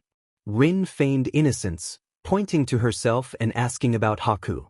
Zabuza replied that he didn't know where Haku was, suggesting he might be eating. Rinn, feeling restless, expressed her desire to walk around and find a kitchen. As she approached the door, Zabuza asked where she was going. She claimed she wanted to explore, though her stomach growled, revealing her hunger. Zabuza chuckled and Rinn stepped outside his room, closing the door behind her. She found herself in a long hallway filled with identical doors, making it hard to remember which way to go. Hearing her stomach growl again, she decided to leave a small star-shaped sticker on Zabuza's door as a marker. She continued down the hallway until she spotted a door slightly ajar with light spilling out. Thinking it might be the kitchen, she rushed toward it and swung the door open, only to find herself in Gato's room, where he and his men were staring at her in surprise. Rinn quickly reminded herself to act natural and asked if they could direct her to the kitchen, feeling lost and uncertain. Hungry, Rinn thought while sweating profusely, but she managed to adopt a calm and innocent demeanor. Gato, however, completely ignored her question and instead asked who she was. She noticed his guards preparing their weapons, and a wave of anxiety washed over her. She didn't want to fight, she had only been asking nicely. Rinn introduced herself, mentioning that 2 of his men were her senseis, but she could tell he didn't believe her. Suddenly, Gato commanded his men to kill her, sending a jolt of fear through her. She couldn't understand why he was overreacting. All she wanted was to know where the kitchen was. In a moment of frustration, she exclaimed that she was simply looking for the kitchen and questioned why it was such a big deal. As she made a silly face to express her confusion, she didn't notice the ninjas rushing toward her. Realizing the danger, she screamed and bolted out of the room, causing doors to swing open and more men to pursue her. Rinn halted abruptly, forcing her pursuers to stop as well, and then shouted, "Fire style, fireball jutsu." She performed the hand signs, and a burst of flames erupted, causing some of the ninjas to leap out of the way while a few were singed by the heat. Seizing the opportunity, she dashed away, tossing smoke bombs behind her to obscure her escape. Finally, she spotted the kitchen, feeling a sense of triumph. Inside, she saw Haku making a sandwich. Rinn rushed in, expressing her hunger and excitement. Haku, startled, warned her about the danger of being seen by Gato's men. As the ninjas gathered at the entrance, Rinn raised her hands in a gesture for a timeout. She insisted that she needed to eat first before any further confrontation, her eyes fixed on a cake in the fridge. Haku and the ninjas were taken aback by her request. Undeterred, Rinn sliced a piece of chocolate cake and savored every bite, oblivious to their astonished stares. She finished the cake quickly and cheerfully placed her plate in the sink, leaving the cleanup to them. With her hunger satisfied, Rinn suggested they take the fight outside to avoid damaging the beautiful kitchen. As she walked past the ninjas, they continued to stare in disbelief. Just then, Gato emerged from his room and ordered his men to attack her again. Amid the chaos, one of the ninjas lunged at her with a sword, and though she tried to evade, the blade grazed her shoulder, causing her to cry out in pain. Before the ninjas could strike again, Haku stepped in front of her, warning them not to harm her. Zabuza then appeared, questioning the commotion. Haku explained that it was just Rinn, and she defended herself, insisting she had only asked for directions. Zabuza, maintaining his calm demeanor, ordered Gato to call off his men or face dire consequences. Overwhelmed and dizzy, Rinn fainted again. Haku, noticing Rinn had lost consciousness, sighed and carefully lifted her. Zabuza instructed him to follow, and they entered their room. Haku was about to place Rinn on her mattress when Zabuza told him to lay her on the bed instead. After tending to her wound, which had been serious, Haku and Zabuza decided to rest. 2 days later, Rinn woke up to see Haku preparing to leave. Excited, she called out to him, causing him to jump in surprise. Relieved to see she was awake, Haku expressed his concern. Rinn pleaded to accompany him, but Haku insisted she needed to rest. She argued that she felt fine and even removed her bandages to show him her healed shoulder. Haku was astonished, and after some back and forth, he reluctantly agreed to let her join him, provided she changed out of her blood-stained clothes. Rinn, eager to borrow one of his sleeveless kimonos, pleaded with him like a child asking for a treat. Haku, slightly embarrassed, handed her a blue kimono similar to his pink one. He pointed her to a door in their room, which she hadn't noticed before. Rinn dashed into the bathroom, changed quickly, and emerged to find Haku waiting for her. He smiled and complimented her, and she expressed her distaste for her boots, feeling they clashed with her new outfit. Haku reassured her that it was fine to remove them. He mentioned that he had a pair of sandals and retrieved them from a cabinet that had gone unnoticed. She wondered why she missed things like that. After removing her boots and placing them in the bathroom along with her long sleeves, she closed the bathroom door. Haku handed her a pair of brown sandals, which fit perfectly. She thanked him with a warm smile, and he returned the gesture. Excited about her new sandals, she was ready to go. Before they left, she took a moment to remove her hair ribbons, letting her straight blonde hair fall down her back. It was quite long. Feeling satisfied with her new look, she held Haku's hand as they began their walk. Minutes passed, and she grew impatient, repeatedly asking if they had arrived yet. Haku's responses were consistent, and after a while, silence fell between them. Suddenly, she spotted an orange shape on the ground and rushed over, realizing it was her best friend, Naruto, asleep. She called out to Haku, pointing at him.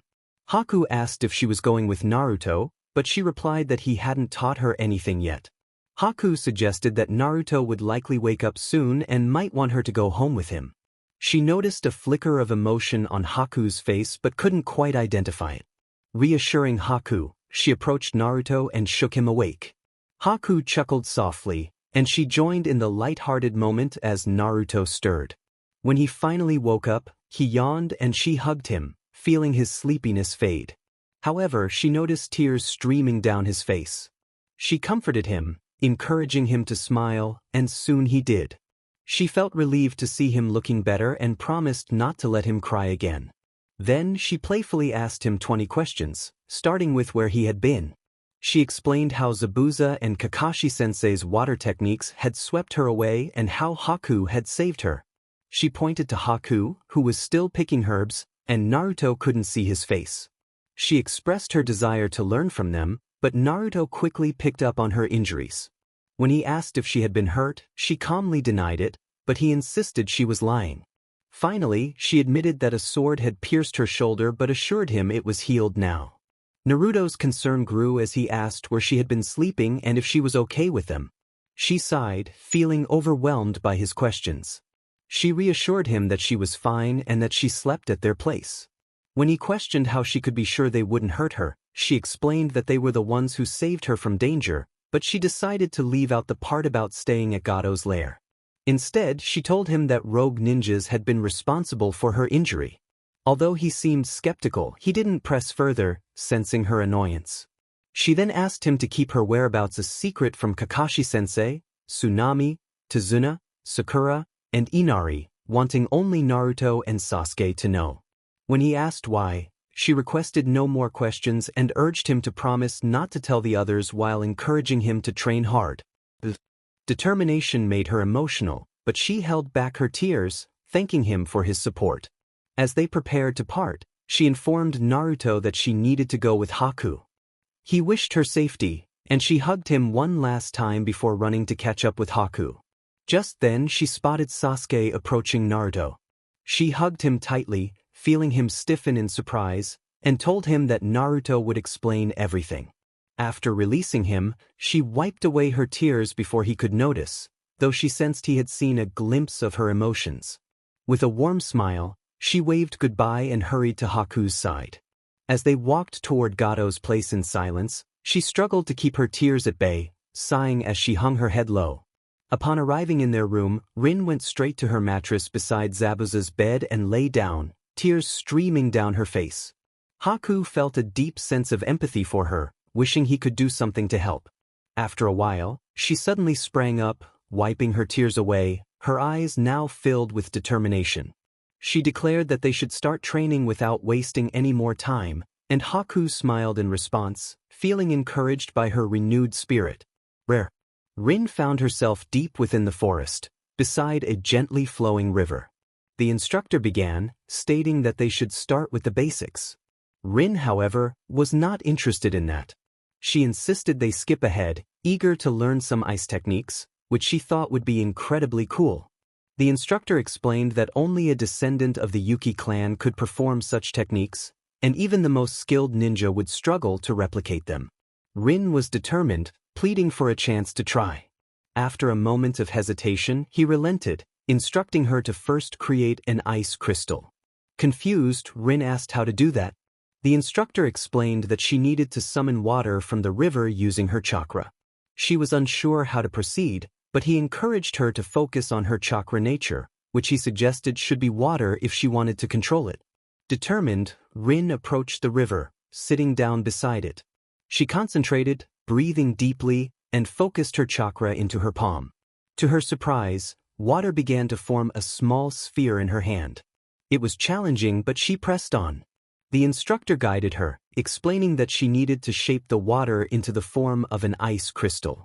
Rinn felt overwhelmed, having never seen an ice crystal before. Yet, the instructor effortlessly created one, floating it above his palm. Rinn stared in awe, inspired by his skill.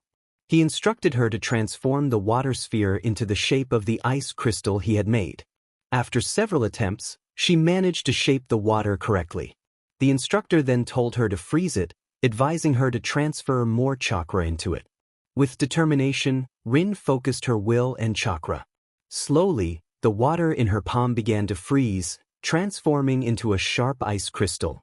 She held it triumphantly, marveling at her creation. Later, Rinn and the instructor decided to spar. They both ended up exhausted on the ground, panting heavily. Rinn had sustained a few minor cuts and bruises but felt accomplished. The instructor suggested they return before their mentor, Zabuza, became angry with them. As they made their way back, Rinn playfully called out to the instructor, catching him off guard and causing them both to tumble to the ground. They shared a laugh, enjoying the light-hearted moment. Days passed, and Rinn woke up feeling unwell, her head pounding and her back aching from the intense training she had undergone with both instructors. Zabuza had taught her how to wield her ice sword and various water techniques, while Haku had focused on ice techniques and the proper use of sunban needles. Today was significant. They were set to fight at the Great Bridge. Rinn had a surprise planned, though she suspected her teammates might not appreciate it. She borrowed clothes from Haku, which fit her perfectly, and dressed in a green sleeveless kimono with a black choker, wanting to emulate Haku's style. When they arrived at the bridge, Haku had put the bridge builders to sleep, showcasing his skills. Rinn waited eagerly for her teammates and sensei to arrive. When they did, their shock at seeing her standing beside Zabuza and Haku was palpable. Rinn greeted them cheerfully, expressing how much she had missed them. As she approached, they stared in disbelief at her new appearance. She hugged Sasuke, whispering her gratitude for keeping a promise, which elicited a glare from Sakura. Unable to contain her laughter, Rinn fell to the ground, tears of joy streaming down her face as she enjoyed the sight of their surprised expressions. Almost all of them were looking at her as if she were a random stranger who had just hugged Sasuke. Did she look like an alien? It was finally the day of the Chunin exams, and she was filled with excitement. At that moment, she was walking through a hall with her team when her eyes caught sight of a group of young ninjas gathered in front of a door.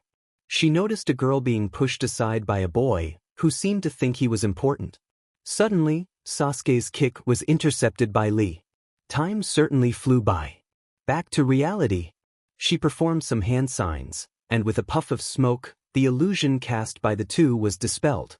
Izumo and Kotetsu returned to normal and stared at her in astonishment.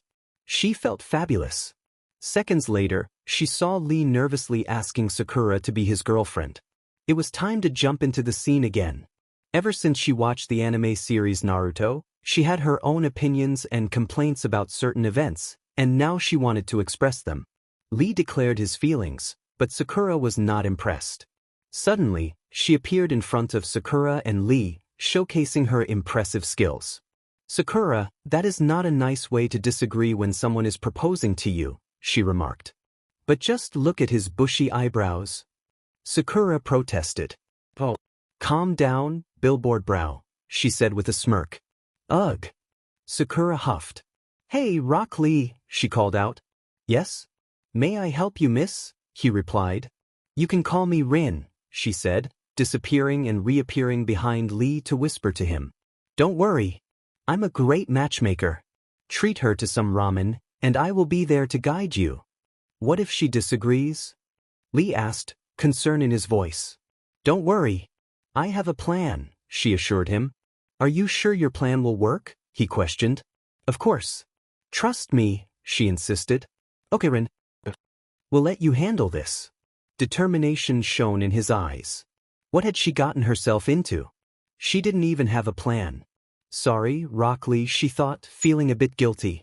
She slowly walked back to her team, moving with a casual confidence, and saw Niji and Tenten scolding Lee for showing off. Glancing around, she noticed everyone, including Izumo and Kotetsu, still staring at her. How long had it been? She shrugged off the strange feeling and wore a playful smirk. This isn't the right place. You've been fooled, she proclaimed, striding confidently toward the room they were supposed to enter. Seconds later, she found herself in a room full of intimidating ninjas. Ino was arguing with Sakura while her arm was draped around Sasuke's neck. Choji munched on chips, Naruto boasted about his bravery, Kiba played with Akamaru, Shikamaru lounged lazily, Sasuke brooded, Shino remained his usual self, and Hinata was shyly trying to greet Naruto. And there she was, staring at Gaara, imagining hearts floating around them. With enthusiasm, she declared, "I will beat you all," pointing at the intimidating ninjas. They might look scary, but they wouldn't intimidate her. "Stop being noisy. They are already annoyed," Kabuto said, appearing unexpectedly and pulling out some cards. He began promoting them, while Sasuke examined the details about Rock Lee and Gaara. "Hey, Kabuto! Make one of your cards show my skills and details," she exclaimed excitedly, bouncing on her feet. He nodded and tapped a card, which then revealed her information. Name Rinn. Location, village hidden in the leaves. Skills, unknown, she read aloud, her frustration mounting. How could the cards not recognize her awesomeness? "Why am I such a mystery?" she exclaimed, tugging at her hair in frustration. Kabuto merely shrugged. Seconds later, Kabuto was attacked, but before the sound ninjas could reach him, she leaped in front of him and shouted at the top of her lungs, "Sound ninjas!" The sudden noise made them cover their ears and shut their eyes. "What the?" Zaku muttered. Zaku, Kin, and Dosu were right in front of her. She was thrilled to see them in person. "Dosu, that is not a good way to greet fellow ninjas. Attacking without permission will get you into big trouble," she scolded playfully, wagging her finger like a mother. Silence fell as they all stared at her. Was she really that awesome? Oh, and Kabuto's glasses were safe. They weren't broken, and his ears weren't bleeding. She felt triumphant. Ahem. "Anyway, you can go back to where you were, sound ninjas, because Ibiki-sensei is about to arrive," she announced, counting down. With a cheerful boom, she exclaimed as the door burst open, or was it a wall? They made a dramatic entrance, blocking whatever was behind them. Perhaps it was a teleportation technique. Ibiki-sensei and other Chunin and Jounin stood before them, and she zoned out, already knowing what would happen next. Minutes later, she sighed, staring at the piece of paper in her hand. She couldn't understand it. Every word was written in Japanese. She had always wanted to know what made this exam so difficult, but now it was all in a different language. She had never thought to learn Japanese, even though she loved watching anime with subtitles. After sorting through her thoughts, she wrote her name above the line on the exam paper, recognizing that this was where they were supposed to write their names. There were some similarities to regular exams back in her own world, just translated into a different language, but the format remained the same. They also cannot understand what Rinn had written. She used her own font and English language, while their names were written in Japanese. Feeling bored, she decided to draw something on the back of the paper, which luckily had a simple blank space to pass the time. Seconds later, she had drawn Makona from the anime series Magic Knight's Rayearth. She had also sketched the other characters. Rinn was sitting beside Gaara and a girl with beautiful aqua blue eyes and dark green shoulder-length hair that resembled a forest. Her unique features suited her perfectly. She wore a simple dark blue crop top that stopped just above her belly button, a black jacket zipped open, and dark blue shorts that were a little shorter than Sasuke's, stopping just above her knees. Her hands were bandaged, and she wore a thin black choker around her neck, similar to Haku's. On her feet were simple black ninja sandals, and a cute red hair clip design like a rose was clipped above her right ear. Rinn thought she was perfectly gorgeous. Before she could forget, she noticed the girl's forehead protector tied around her right thigh, just above her weapon pouch.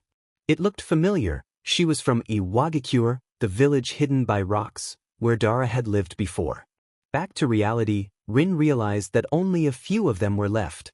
She found herself staring at the girl, who looked at her and immediately turned red. Rinn thought it was adorable and imagined adopting her one day. Suddenly, someone tapped her shoulder, and she turned to see Ibiki-sensei. She gulped and gave him a forced smile, but he responded with a threatening glare before walking past her. That was close. Rinn sighed in relief and wiped the invisible sweat from her forehead. After that unexpected encounter, she zoned out just as Ibiki started talking about the 10th question, but unfortunately, she accidentally fell asleep. In Rinn's dream world, she found herself in a strange hallway. Confused, she wondered where she was. Suddenly, she heard a dark and cold laughter behind her. Turning around, she saw the same man from her previous dream. So, this was just another dream. There was no need to panic. This was the same man who had threatened her before. She laughed at the thought of him trying to harm her in a dream. He greeted her in a way that sent chills down her spine, speaking as if he were real, even though he was merely a figment of her nightmare. Her thoughts were interrupted by a blood-curdling scream. Turning again, she saw a very familiar face. Annie was lying on the ground, her condition far worse than what she had looked like in the car accident. Ropes were tied around her hands and feet, and knives were pierced through her stomach. Her ice sword was lodged in her chest, exactly where her heart was located. Annie's eyes were wide open, and she was surrounded by a pool of her own blood. Her body was covered in cuts, bruises, burns, and wounds, resembling someone who had been brutally tortured before the accident. Rinn was horrified, tears flowing down her face as she stared in disbelief. Annie had been her classmate and best friend. She was the first person to approach Rinn when she started at her new school. Just before Christmas vacation, Annie had died in a car accident that also claimed her parents' lives, leaving only her little sister to survive. They had been on their way to buy presents, and instead of receiving a gift from Annie, Rinn had been met with the devastating news.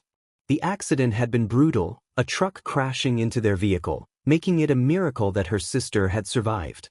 Rinn shook her head, trying to return to the present.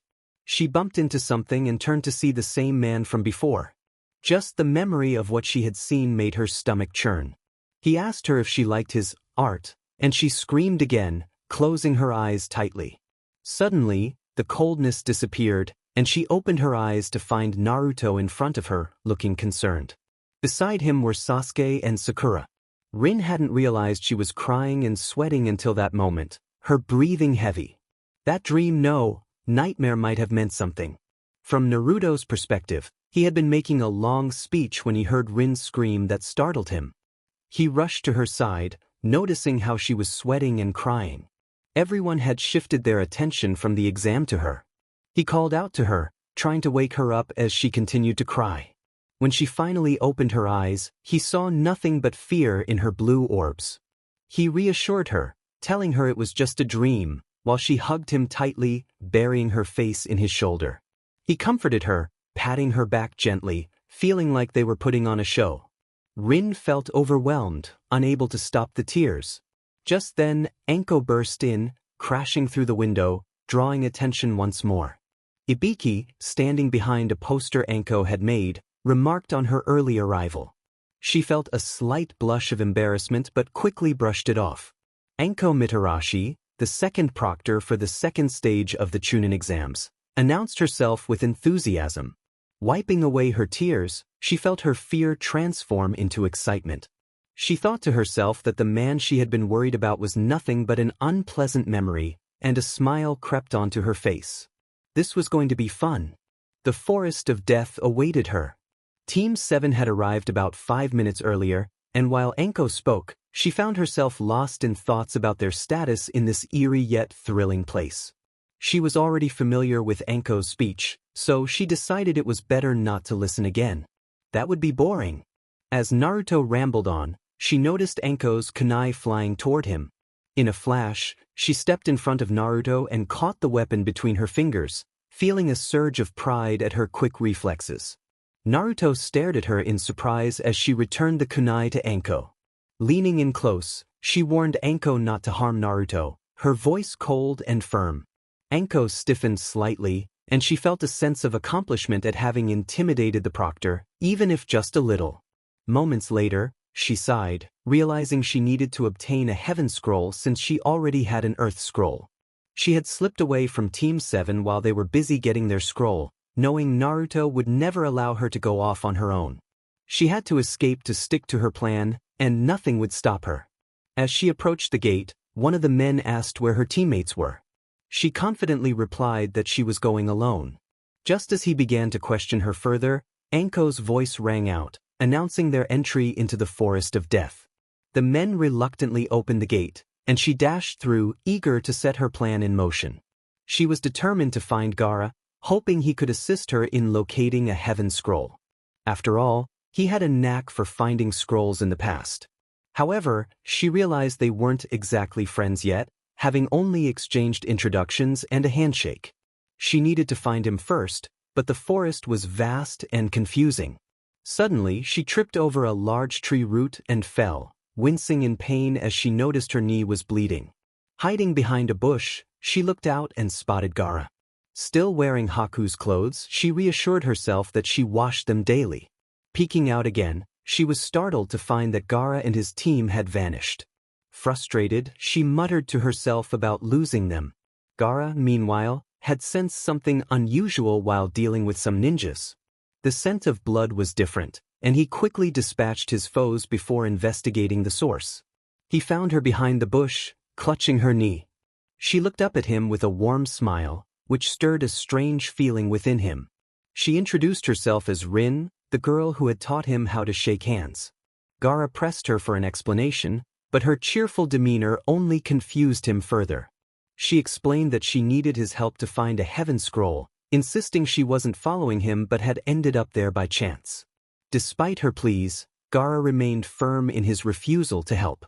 Rinn sighed in defeat but thanked him as she walked past him, leaving Gaara with a sense of unease. Now alone, Rinn scanned her surroundings and was suddenly confronted by a massive snake. Fear gripped her as she recalled her aversion to snakes, spiders, and insects. The creature towered over her, and her knee throbbed painfully. As the snake lunged, she sprinted away, but it quickly caught her with its tail and slammed her against a tree. Dazed and in pain, she found herself on the ground, her back aching from the impact. As the snake approached, she braced herself for the worst, closing her eyes. Moments later, she opened them to find Gaara standing before her, the snake nowhere in sight. Perhaps he had dealt with it using his sand. I stared at him for a few minutes, wondering why he was here. Gaara expressed that he had changed his mind and agreed to help. I was astonished, unable to believe it was really him. I had been staring at him in awe, and when I returned to reality, I cleared my throat and stood up. The pain in my knee was gone, and when I looked at it, I found no wound, blood, or even a scratch. It was amazing. Gaara noticed my shocked expression and glanced at my knee, his eyes widening slightly.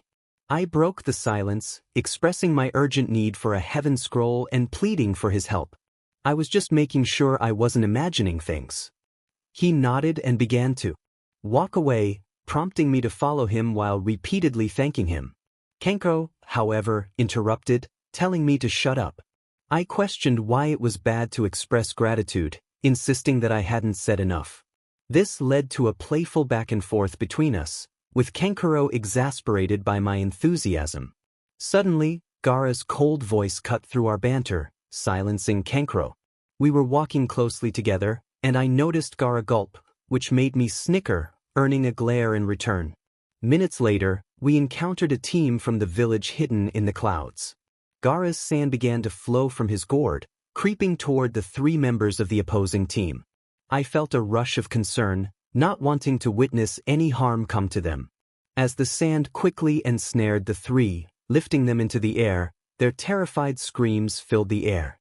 I covered my ears, knowing what would happen if Gaara tightened his grip.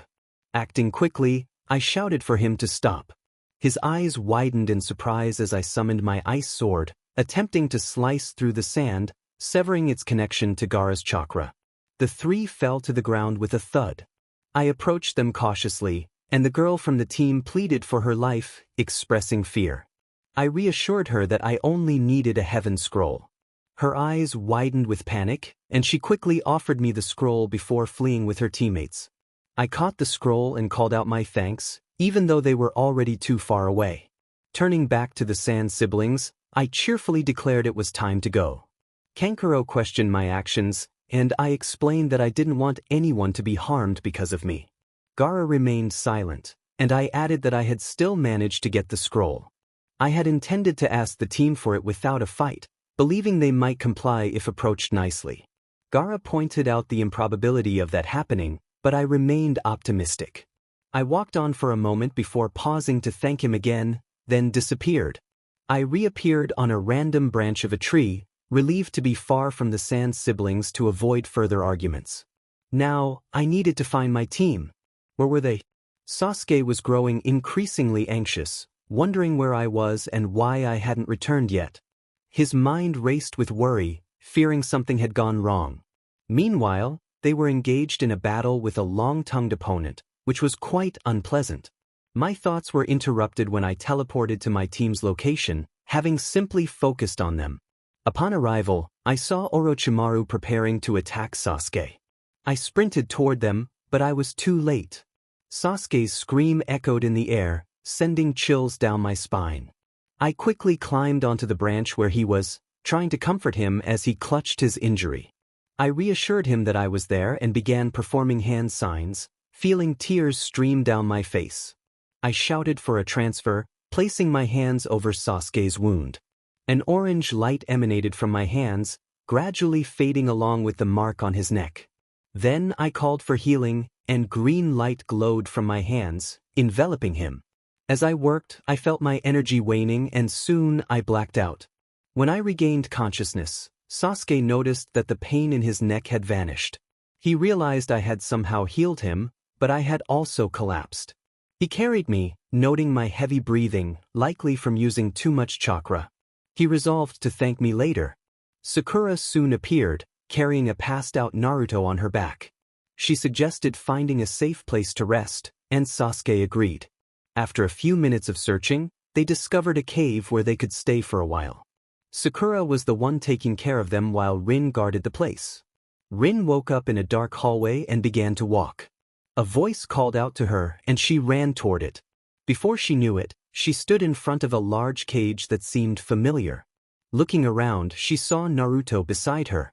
She asked him what he was doing there, but he ignored her, staring at the huge cage.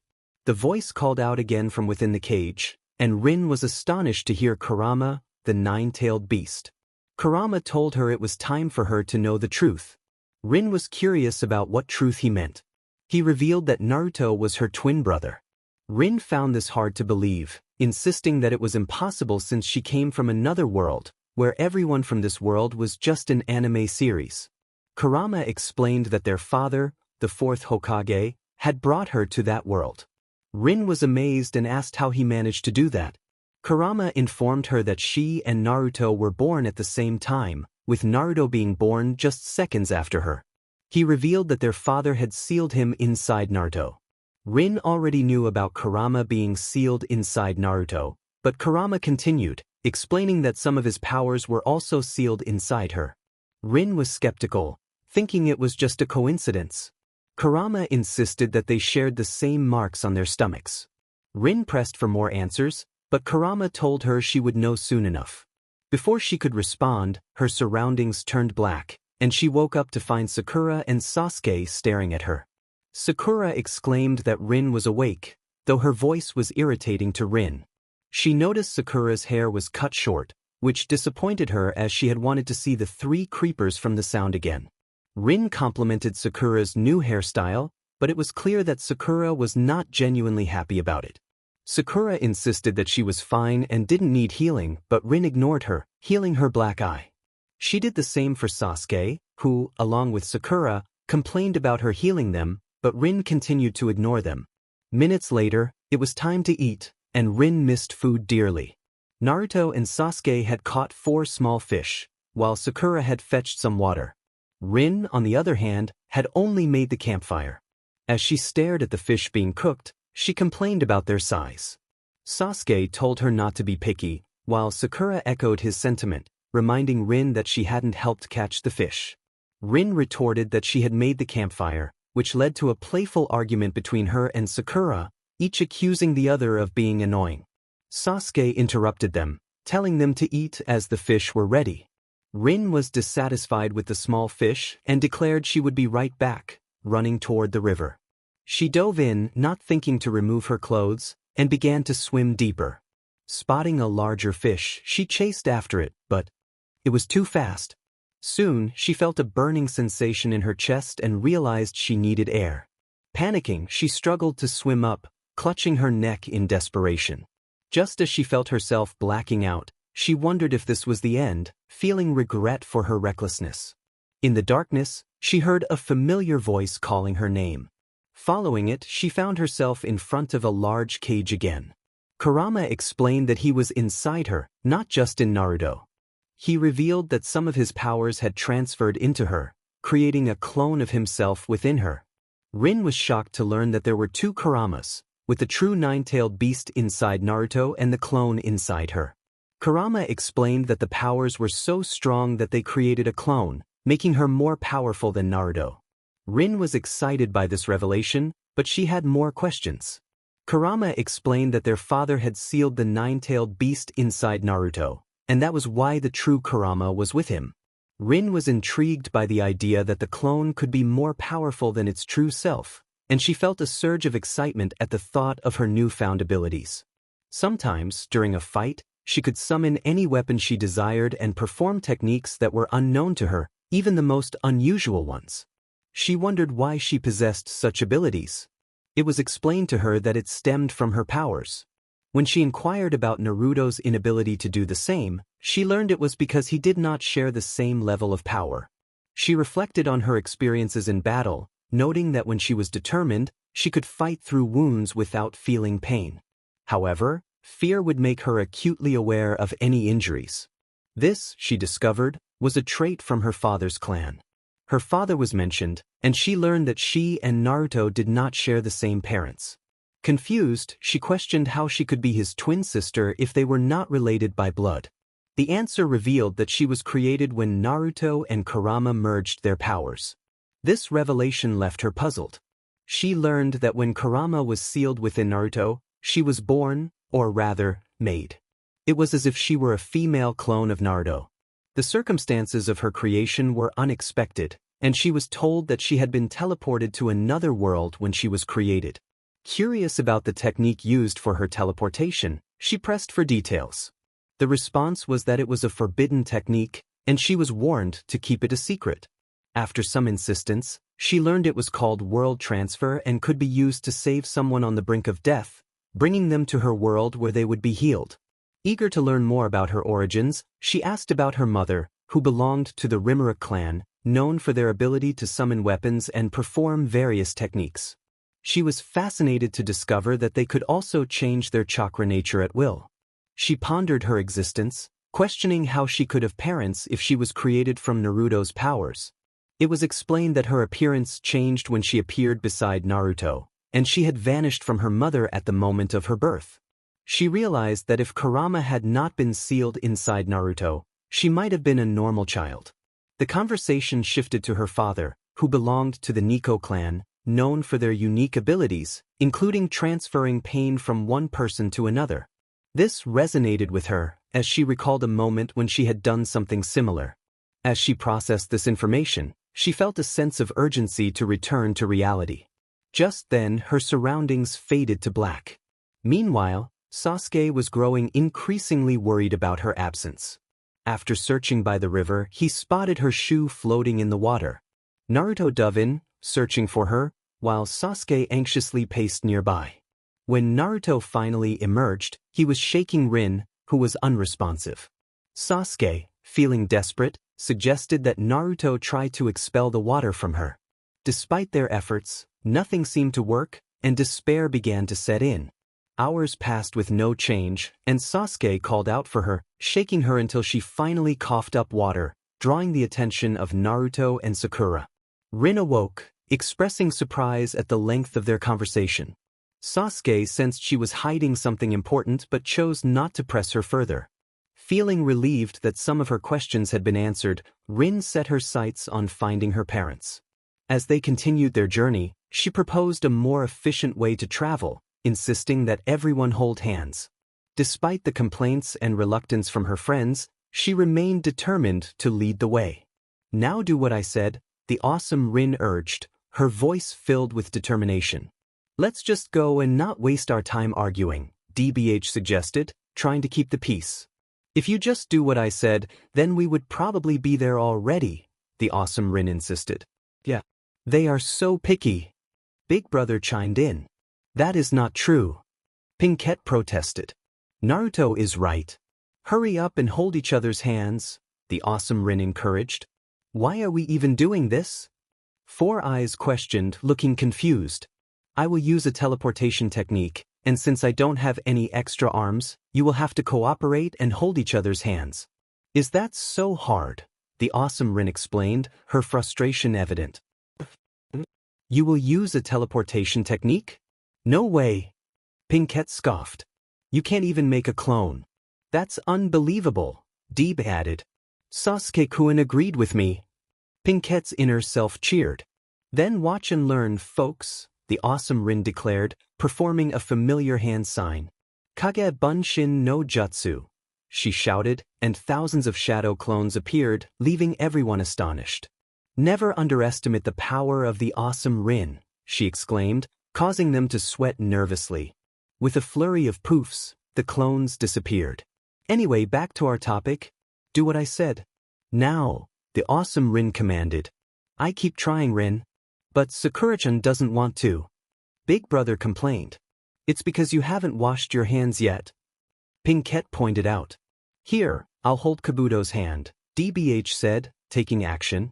As Big Brother reached for Sakura's hand, he was met with a swift smack. "Ow," he exclaimed. "Don't be so picky, Sakura. We're all ready." "It's just you who's being difficult," the awesome Rinn urged. "I don't want to hold his hand," Pinkette protested. "Hold Kabuto's," the awesome Rinn insisted. "No way. I'm not even sure if his hand is clean," Pinkette replied, wrinkling her nose. "Let's go and leave Sakura behind," the awesome Rinn declared. "What?" Pinkette exclaimed in disbelief. "Go to the tower by yourself, Sakura." "Bye," the awesome Rinn said, waving dismissively. "No, wait. I'll hold Naruto's hand," Pinkette conceded, her face scrunching in distaste. Big Brother blushed at the sight. "Sakura-chan," he exclaimed. "Hold tight, everybody," the awesome Rinn instructed. She concentrated, unable to perform any hand signs. With a poof, they appeared in front of the door they needed to reach. "That was totally cool," Big Brother exclaimed. "I know, right?" the awesome Rinn agreed, beaming with pride. "How can you do that without even doing a hand sign?" Four Eyes asked, still in awe. "Concentration. It's easy," the awesome Rinn replied confidently. "Rinn, we have a problem," Deeb said, concern creeping into his voice. "Oh yes. Sasuke-kun's right. We kind of need a scroll," Pinkette added. "Oh. Here," the awesome Rinn said, handing them one of her scrolls. "But Rinn, how about you?" Naruto asked, worry evident in his tone. "Don't worry about me. I'll just get a new one. Just make sure to open those two at the same time because when you do, a jounin will appear and you'll pass. But don't open a single scroll alone or it will knock you all out," she explained calmly. "How do you know these things?" Sasuke asked, narrowing his eyes at her. "I saw someone do it once. They were knocked out and probably stayed that way until time ran out," she replied, feeling a rush of adrenaline. Handing the scroll to Sasuke, she dashed back into the forest, ignoring their shouts. She was determined to find a scroll and pass this test. No one would stop her. She ran, but tripped over a root once again. Fortunately, there were no injuries this time, so she continued her sprint. Sasuke watched her go, feeling a mix of concern and admiration. "Sasuke, what are you doing? We can't let her get away like this. It's too dangerous," Naruto yelled. "Sasuke-kun has a point," Sakura added quietly. Yes, I know you're right, but she could still be in danger, especially since she's alone. For all we know, she could be in serious trouble. Naruto insisted. Sasuke urged Naruto to have faith in her.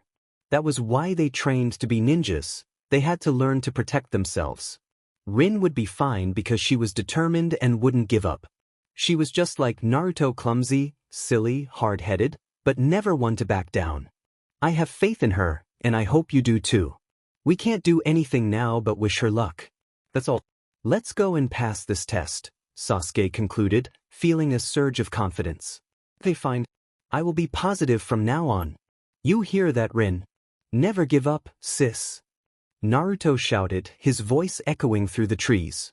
Sasuke smiled for a brief moment, relieved that his friends were rallying together. Meanwhile, Rinn had encountered a team and tried to persuade them to give her their scroll, but they just laughed at her. Frustrated, she prepared for a fight. Minutes later, she found herself lying on the ground, panting heavily. She had sustained a few minor cuts and bruises, but they didn't bother her. However, a deep cut on her upper left chest had started to make her feel drowsy. As her opponents attacked again, she leaped to avoid their flying kunai. Unfortunately, it was a trap, and before she knew it, she was tied to a tree. She struggled against her restraints, but it was no use. Ah, poor little kitty, tied to a tree, calling for help, one of the men taunted, laughing mockingly.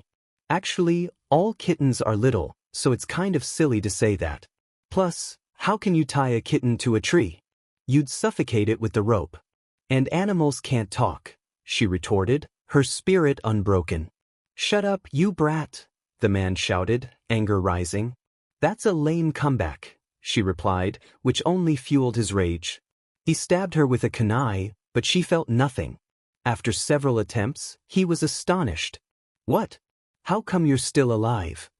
I stabbed your heart many times already, he exclaimed. I'm immortal. No one can kill me, she declared, laughing hysterically, her determination shining through the chaos. That frightened him, and in an instant he ran alongside his teammates. He called out, demanding them to return and face him, his voice growing hoarse from the effort. It felt as if he could no longer scream.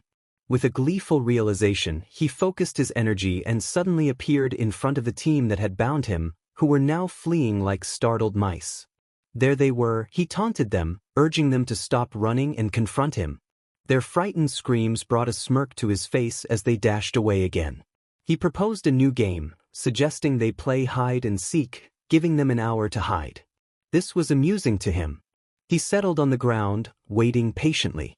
An hour later he announced his intent to find them, his voice echoing through the air. A flashback played in his mind, recalling the moment they had fled in fear. In the memory, they had debated their next move, their hearts racing as they discussed hiding or surrendering a scroll to him. They had finally decided to hide inside a cave, and now he was determined to find them.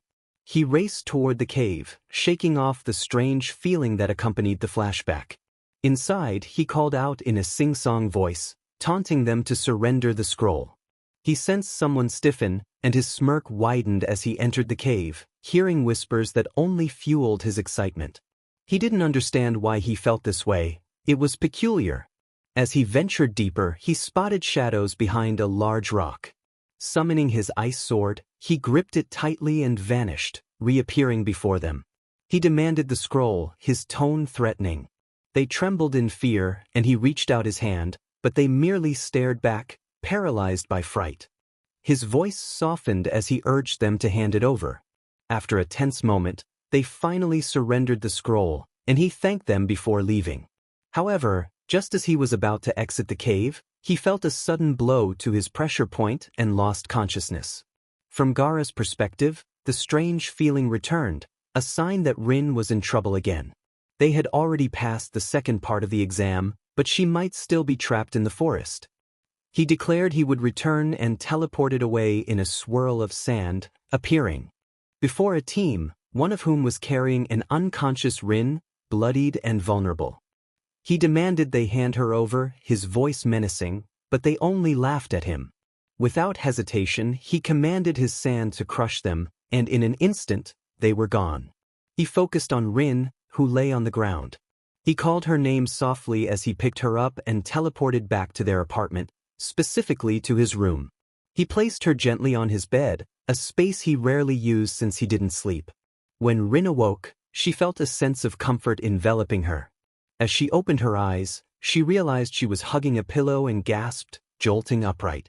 She looked around, confused and anxious about the scroll she had yet to retrieve. Gaara stood nearby, acknowledging her awakening. He informed her that she was in their apartment and explained that he had brought her there after she had lost consciousness. She recalled the events leading to her capture and asked how long she had been out. Gaara revealed it had been about 2 weeks, which sent her into a panic.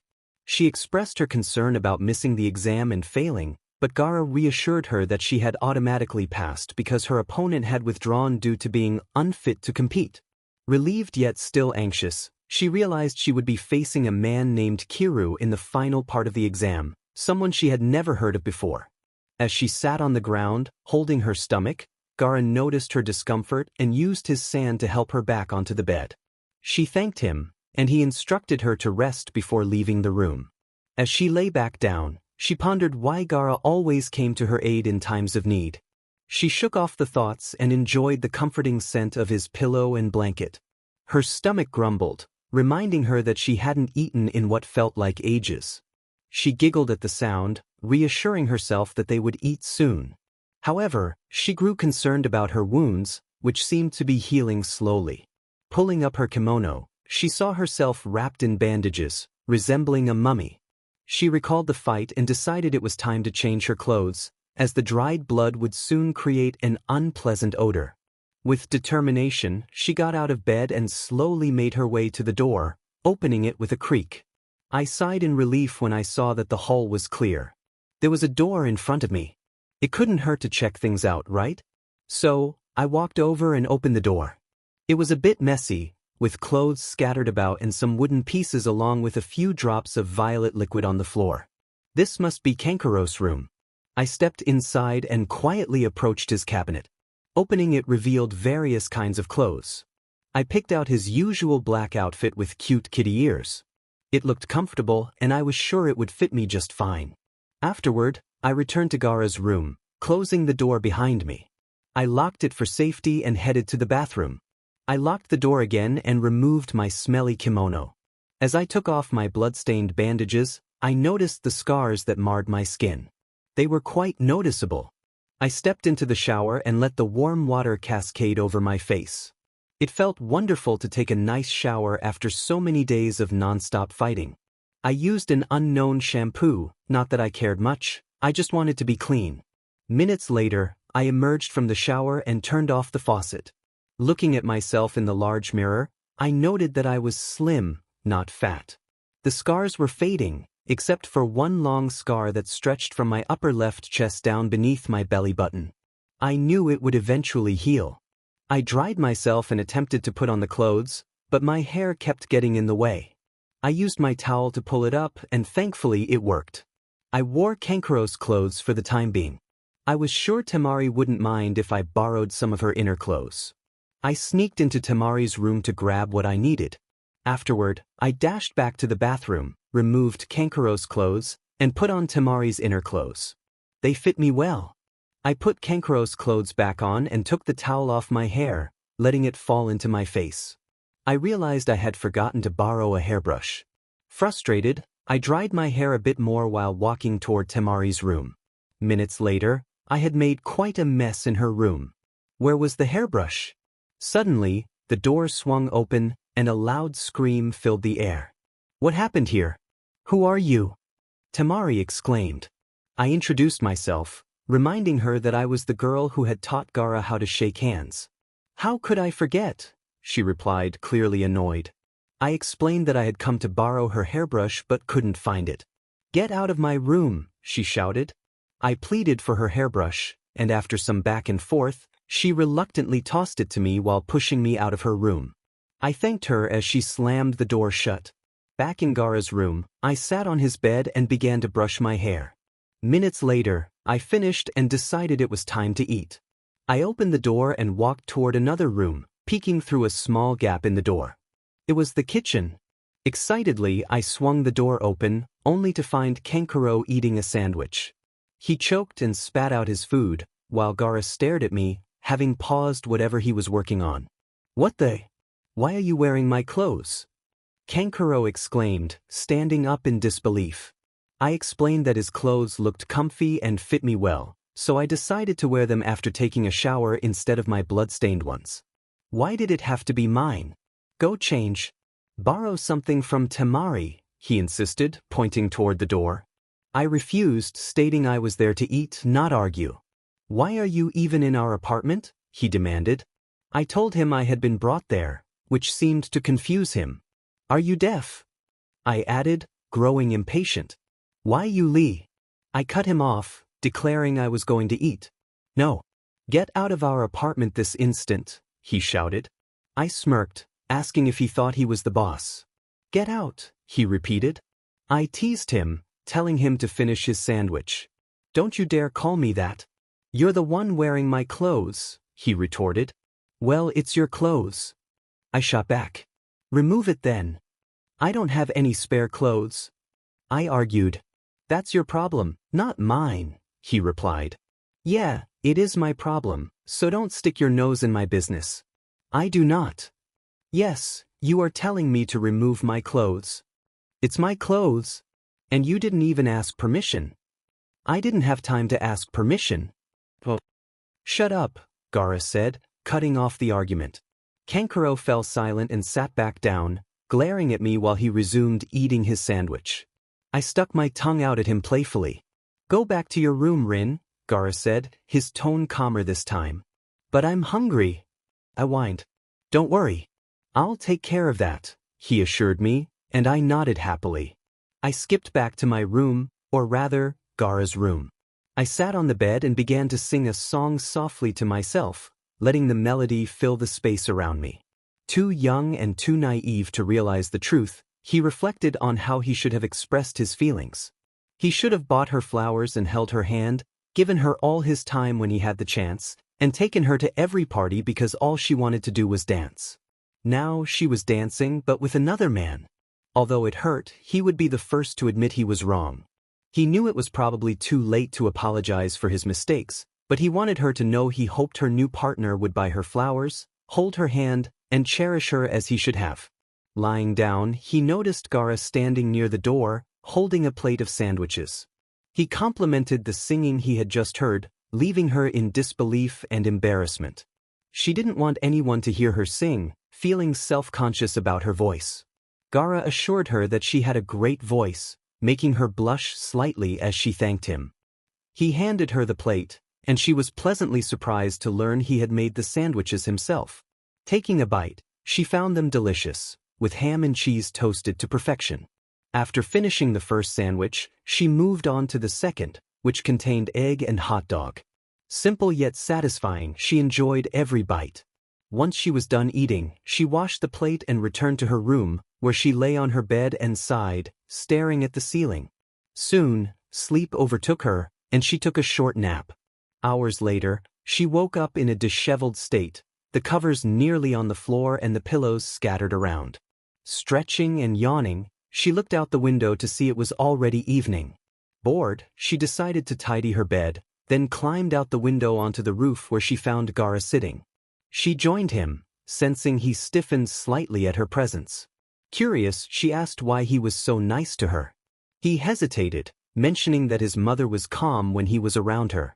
She playfully suggested that perhaps his mother liked her, forgetting for a moment that he was referring to Shikaku, not a living person. When he said she couldn't meet his mother, she cheerfully replied that it was fine and looked up at the beautiful dark sky, missing her old life and home, though not her family or friends, as she had none. She wondered why he wasn't afraid of her. He pointed out that he was a monster who killed people, but she insisted that he was still her friend. She reassured him that monsters were bad, and despite his past, she saw him as kind and caring, having saved her many times. She wanted to do something in return, but he told her she didn't have to. Excitedly, she offered to treat him to ramen, and although he hesitated, she grabbed his hand and teleported them to the ramen stand. However, they found it closed. Determined, she teleported in front of Naruto, who tackled her to the ground, separating her from Gaara. After a brief exchange, she introduced Gaara to Naruto, who was surprised to learn that Gaara was the one who had fought Lee. Naruto expressed concern about Gaara's reputation, but she defended her friend, insisting he was not a monster. The conversation turned heated as Naruto questioned her absence and the dangers she had faced. She explained that she had been with the Sand siblings and that Gaara had saved her during a difficult situation. Despite her reassurances, Naruto expressed his worry, revealing that he and Sasuke had been concerned about her well-being. She insisted she could take care of herself, but Naruto was adamant about keeping her safe, fearing for her safety after everything that had happened. "You cannot go anywhere without us, without me." Naruto expressed his concern for Rinn, but she reassured him that she needed to learn to defend herself. She had become a ninja to protect herself when he and the others weren't around. Rinn promised that she would be fine. Naruto reluctantly agreed, and Rinn quickly changed the subject, asking if he could do something about the ramen stand. He confirmed he could, and they teleported to Ichiraku Ramen. Tucci, the owner, opened the door, looking sleepy. He asked if they could wait until tomorrow since it was late, but Rinn insisted, and he sighed, giving in. Minutes later, Rinn found herself enjoying her 5th bowl of ramen, while Naruto devoured his 10th. She noticed Gaara was still slowly working on his first bowl. Rinn playfully asked Gaara if he found the ramen delicious, and he nodded, continuing to eat. She couldn't help but admire how adorable he looked while eating. When he noticed her gaze, he asked if something was wrong, and she laughed awkwardly, assuring him it was nothing. Seeing Naruto asleep with an empty bowl made her giggle. Rinn attempted to carry Naruto but found him too heavy after all the ramen he had eaten. Thankfully, Gaara used his sand to help carry him, and Rinn thanked him. They held hands as they walked toward Naruto's apartment, feeling safe with Gaara by her side. Hours later, they arrived at Naruto's apartment, and Gaara placed him on the bed. Rinn felt uneasy about being out so late but found comfort in Gaara's presence. She thanked him for treating her, and he acknowledged Naruto's point about her training. After a brief silence, Rinn hummed a tune as they walked to Gaara's room. She yawned and noticed the sun rising, realizing she had stayed up too late. Rinn complained about the time, and Gaara suggested she sleep. She mentioned wanting to train for an upcoming fight but agreed to rest first. Lying down, she soon fell asleep. A few hours later, she woke up to find Gaara staring at her. He asked if she was ready to train, which excited her, and she jumped out of bed. Rinn quickly borrowed some clothes from Kankuro and Temari, grateful they weren't home. After showering and getting dressed, she ran to find Gaara, but his sand playfully stopped her, causing her to fall. After hours of training, Rinn felt exhausted. Gaara had taught her some taijutsu, and she was eager to learn how to control sand, even though she knew it was a challenge. After some playful persuasion, Gaara agreed to teach her just once. Rinn tackled him in excitement, happy that he was becoming accustomed to her hugs. When she attempted to control the sand, Gaara was astonished by her ability. She focused her chakra and decided to try something impressive, mimicking a technique she had seen Gaara perform. With a shout, she created a large wave of sand, feeling triumphant. However, the effort drained her, and she suddenly passed out. Before she could hit the ground, Gaara caught her and carried her home. He couldn't believe how stubborn she was, attempting such a demanding technique without sufficient training. Despite his concern, he felt a sense of pride in her ability to control sand, realizing she was special to him. Rinn sighed and shook off her feelings. She was something even more. Rinn woke up and rubbed her eyes, yawning as she looked around the empty room. Gaara had brought her here. How kind and adorable! She quickly dismissed her fangirling thoughts. Noticing it was already evening, she realized she was getting used to taking naps until night and staying up all night. That was not good. She felt like Gaara, who seemed to have no need for sleep. Never mind, she couldn't go back to sleep now. Heading to the kitchen, Rinn decided to make a midnight snack since she couldn't remember eating in the past few hours and was very hungry. Her stomach growled as she prepared the biggest sandwich she had ever made. After finishing it, she drank a glass of milk and returned to her room to brush her hair. Oh no, she had forgotten to return the hairbrush she borrowed from Temari. She figured Temari wouldn't mind. Suddenly, a loud voice echoed through the apartment, making Rinn shiver. Temari burst into the room, her eyes blazing. She demanded to know where her hairbrush was, snatching it from Rinn's hands. Rinn whined about just brushing her hair, trying to reclaim the hairbrush. Temari insisted she was going to use it and that she hadn't agreed to let Rinn borrow it. Rinn thought Temari looked cute with her hair down. Rinn argued that Temari had let her borrow it when she was looking for it. Temari protested that it was only for one time, not multiple. Rinn insisted she just needed a moment to brush her hair. Temari yelled that Rinn couldn't have it, trying to remove Rinn's grip. Rinn was practically hugging her, but she was just trying to get the hairbrush back. Frustrated with her height, Rinn remembered how Naruto had said she looked cute, even though she was taller than him. Temari yelled again, attempting to shake Rinn off. Rinn tackled her to the ground, and they ended up playfully wrestling for the hairbrush. Gaara entered the room, observing the scene with an expression of mild curiosity. Rinn noted that he must have come through the window, as usual. Temari stiffened, clearly intimidated by Gaara's presence. Rinn explained that Temari was refusing to let her use the hairbrush. As she sat on Temari, she felt triumphant. Temari pushed Rinn off and stood up, causing Rinn to fall to the floor with an oof.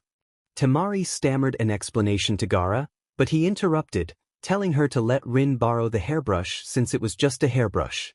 Temari shivered at the sound of her name and nodded, tossing the hairbrush to Rinn before rushing to her room and slamming the door. Rinn remained on the floor, glaring at the spot where Temari had been. Rinn stood up slowly, picking up the hairbrush from the floor. She dusted off her clothes and looked at Gaara, who seemed lost in thought. She wondered what he was thinking but decided to ignore him and began brushing her long blonde hair, which now reached the back of her thighs. She loved her hair and had no intention of cutting it. After thanking Gaara, he nodded and climbed out the window again, heading back to the roof. Rinn realized how much she missed Team 7 Sasuke, Sakura, Kakashi-sensei, and especially her brother, Naruto. She felt a twinge of guilt for how she had treated them, as if the Sand siblings were more important, but that was not true. The day of the final exam had arrived, and Rinn was excited. She had enjoyed her time with the Sand siblings, appreciating their different personalities. Gaara had even been training her in taijutsu and ninjutsu. But more importantly, she needed to learn how to defeat Kiru. Rinn sighed as she arrived at the stadium where the final test would take place. The proctor's voice droned on, but she zoned out, finding it boring. The first match was Naruto Uzumaki against Niji Hyuga. Rinn noticed all the genin sitting down and decided to join them. She wanted to take a nap during Naruto's fight but knew it would be much cooler to watch him in action. After the fight, Rinn jumped over the railings, landing below and hugging Naruto tightly. She cheered for him, congratulating him on his victory. Naruto struggled to breathe, prompting Rinn to let him go. She expressed how awesome his performance was, and they shared a high five. Then, the proctor announced her match, Rinn against Kiru Teikimo. Naruto wished her good luck, patting her back and encouraging her. Rinn confidently declared that she was the awesome sister he had. As she faced Kiru, the proctor asked if they were ready. Rinn was distracted, lost in thought when she suddenly received a hard kick to the stomach, knocking her to the ground. The proctor calmly reminded her to pay attention, and Rinn realized the match had begun. She looked at Kiru, noting his dark hair and bright red eyes. It was a bit unsettling. The man before me resembled someone from my dreams, but he looked younger. How strange. He kicked me again, and I felt a sharp pain. Naruto's worried shout broke through my thoughts. He asked if the match had started, and I whined in response, wanting some consideration. I was just a kid after all. Yes, came the curt reply. He was annoying. Okay then. Stop kicking me. Let me get ready first. I yelled, summoning my ice sword, which was quite useful. I attacked him, but he just kept blocking my strikes. Blocking won't help, Nightmare Moon, he said, clearly irritated by the nickname I had given him, which I thought was amusing. It reminded me of a character from My Little Pony, a show I loved. Back to the fight, I decided to speed up my attacks and managed to land a slight slash on his stomach. He jumped back, holding his injury, and performed some unfamiliar hand signs. Suddenly, My vision went dark but returned to normal almost instantly. Was that just a distraction? Confused, I shook it off. After our taijutsu battle, I decided to end this ridiculous fight. Sand coffin! I shouted, and sand enveloped his body, leaving only his face exposed. He continued to grin, which frustrated me. Couldn't he see that his life was in my hands? His mocking expression only fueled my anger. I began to close my palm, but then I froze. I couldn't move. Why couldn't I finish this? My eyes widened as he disappeared and reappeared beside the sand coffin I had created. A sharp pain shot through my head, and I fell to my knees, overwhelmed. How did he escape my grip? He smiled deviously and whispered in my ear, reminding me of our past connection. Remember me, Rinn? What did he mean? Who was he to say such things? It's nice to see you in person. I'm the man from your dreams, remember? He smirked. Suddenly, memories flooded back to me, crashing over me like a wave. I remembered my best friend. I remembered him, the man who wanted to kill me. I was paralyzed, unable to move. Panic set in. What could I do if I couldn't even lift a finger? My concentration was slipping away. Then I saw him draw a sword from seemingly nowhere, pointing it at my neck. Die. That word echoed in my mind, a phrase he often uttered in my dreams. Face your fears, Rinn, a voice echoed, but I didn't know where it came from. Die, he yelled, swinging the sword toward me. In a surprising turn, my hand moved on its own, and I blocked his strike with my sword. You die, I whispered, using all my strength to push his sword away, sending it flying. I pointed my sword at his neck, mirroring his earlier action. Forfeit, or it will be the end for you, I said, trying to sound intimidating. To my dismay, he laughed and casually moved my sword away with his finger. You don't scare me, darling, he mocked, igniting my anger. I performed a hand sign and yelled, Ice crystals. Large, sharp ice crystals erupted from the ground, catching him off guard. The area filled with the deadly shards, and he sustained several cuts. I felt a trickle of blood escape my lips but ignored it, continuing my assault with various techniques. Minutes later, he collapsed from blood loss. I had won, but I noticed a deep cut on my own stomach. It didn't hurt, but my smile faded as I coughed up blood again. My vision blurred, and I saw Naruto and Team 7 rushing toward me. That was when everything went dark. Naruto watched in panic as Rinn lay on the ground, a bloody mess. He couldn't believe it had come to this. Kakashi-sensei, what do we do? He asked, his voice filled with urgency. Kakashi pointed toward the medical ninjas rushing to help. Minutes later, Naruto paced outside Rinn's hospital room, anxiety gnawing at him. Stop worrying, she's fine, Sakura said, trying to reassure him. How can you be so sure? He replied, his concern evident. Just then, a nurse emerged from the room. She's stable. The wound on her stomach is deep but will heal soon. She's sleeping now, but you can see her, the nurse explained. Naruto rushed into the room, noticing how pale Rinn looked, almost ghostly. Rinn, he called softly, brushing his fingers against her face. Naruto, she murmured, her voice faint. His eyes filled with tears as he realized she was awake. Rinn, you're awake, he exclaimed, careful not to disturb her injury as he hugged her. I don't want to stay here anymore. I hate hospitals, she said weakly. He shushed her gently. No, Rinn. Stay here and rest. I won't leave you. With a reassuring smile, she closed her eyes, drifting back to sleep. Minutes later, Rinn opened her eyes to find Naruto sleeping beside her. She smiled, feeling much better. But then she noticed she was wearing a hospital gown. How embarrassing!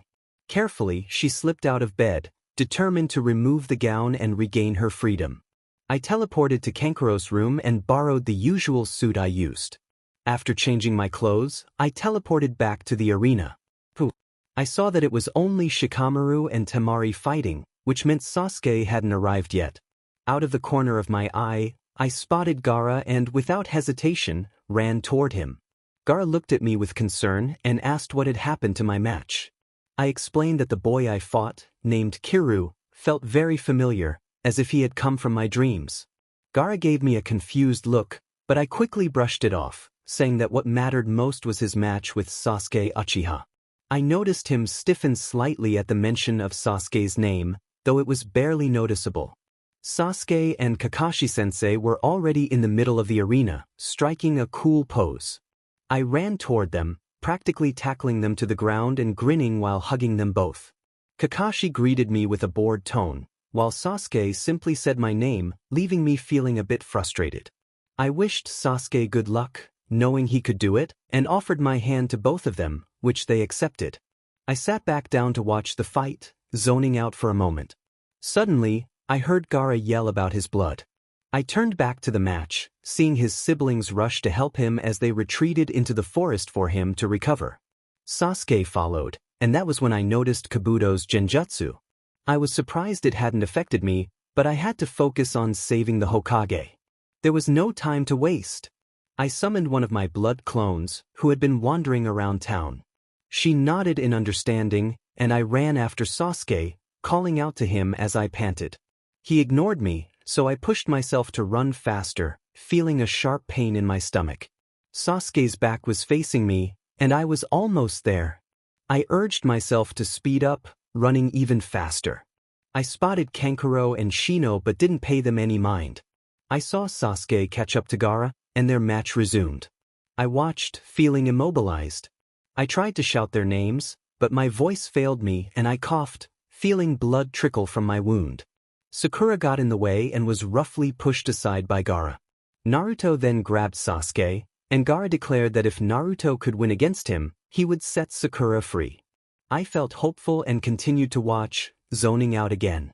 Minutes later, both Naruto and Gaara lay on the ground, foreheads bleeding. I rushed toward them, coughing up blood repeatedly but ignoring it as I focused on healing them. I placed my hand over their foreheads, a green light glowing from it. I weakly urged them to stay still, and Gaara stared at me as I offered him a warm smile. I reassured him that Naruto and I were there for him, that he was loved and cared for by us and his siblings. I emphasized that his purpose wasn't just to harm others. He seemed taken aback by my words, but I shrugged it off as the green light faded, replaced by a sky blue glow. I felt my chakra being drained as I transferred it to them. I started to pant, feeling weaker. Naruto urged me to stop, worry etched on his face. My vision blurred, and I felt blood rising in my throat. I heard their voices calling for me to stop, but I couldn't. Then, everything went dark. When I regained consciousness, I found myself back in my hospital room, surrounded by the familiar beeping of machines. I felt a wave of disappointment wash over me. I hadn't been able to say goodbye to Gaara. He had left before I woke up, and I was still too weak to save the Hokage. In a flashback, I recalled my clone understanding my urgency. I had run at full speed toward the Hokage, teleporting to the roof and bypassing the barrier created by the Sound 4. I called out to the Hokage, catching his attention just as Orochimaru held him by the neck, ready to strike. I insulted Orochimaru, knowing it was a bit lame, but I had to distract him. Orochimaru acknowledged my presence, surprised that I had removed Sasuke's mark. I summoned my ice sword, teleporting behind him and slashing at his back, only to discover it was a clone. The Hokage urged me to help Kakashi instead.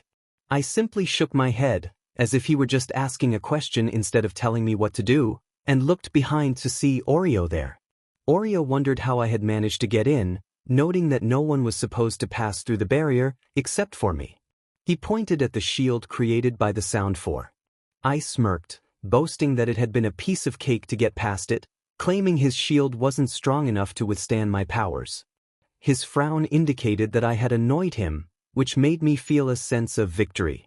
Suddenly he unleashed his snakes to attack me. I felt a surge of panic. I despised snakes and was not in the mood to deal with them.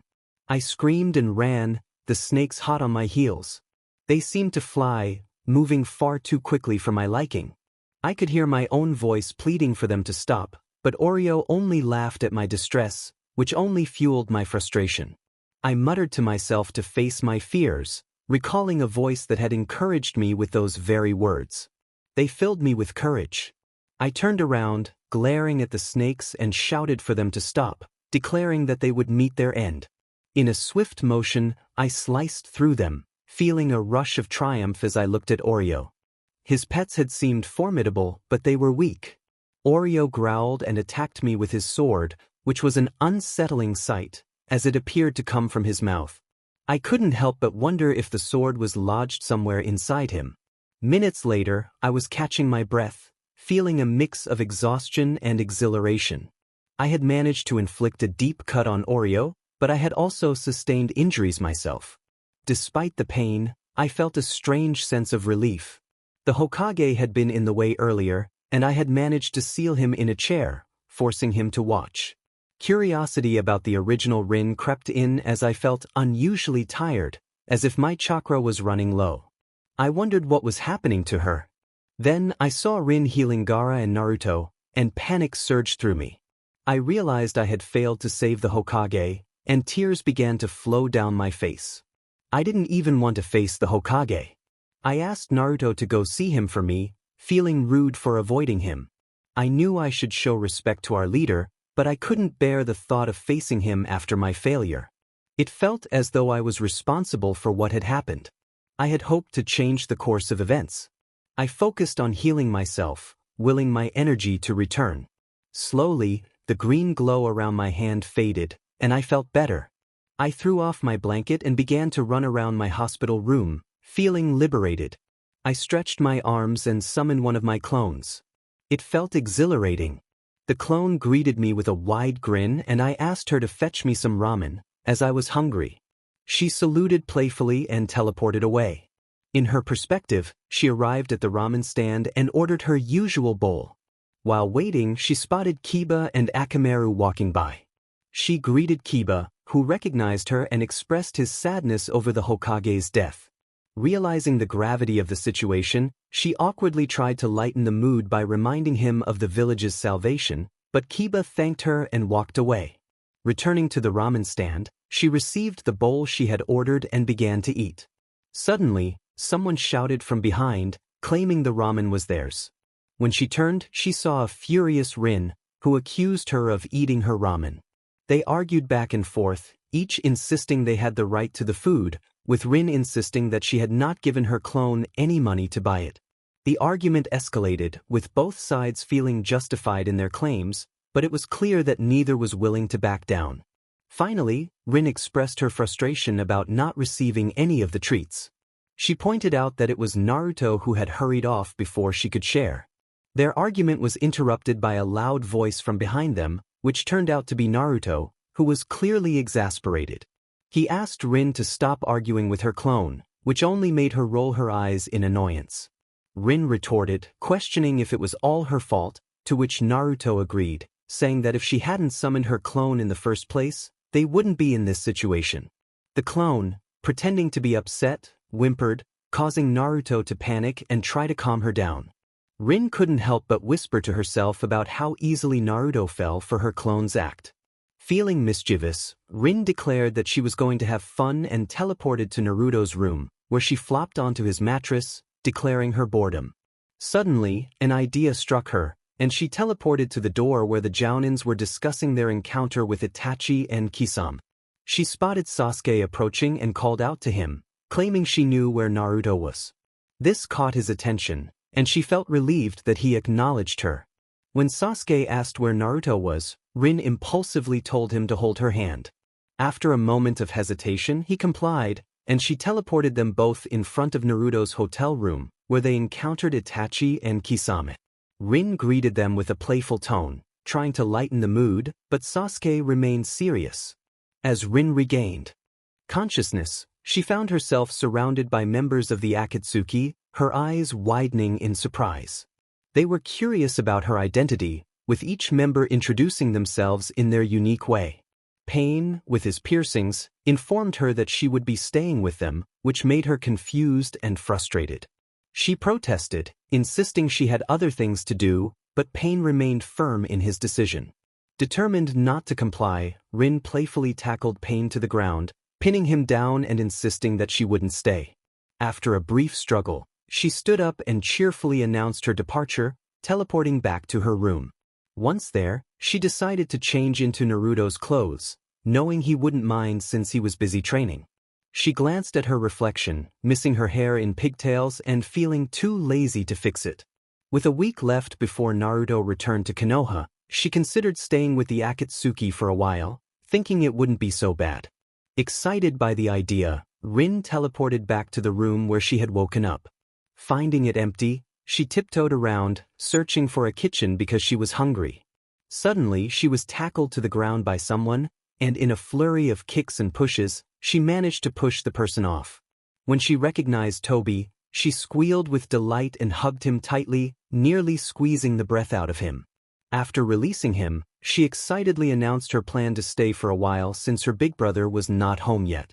Toby, confused by her rapid speech, asked her to repeat herself, but Rinn just giggled, ready to enjoy her time with the Akatsuki. Toby didn't quite catch that. He decided to stay for a while because his big brother was not home yet, and he was filled with excitement. Toby asked to slow down so he could understand better, but the enthusiasm only grew louder.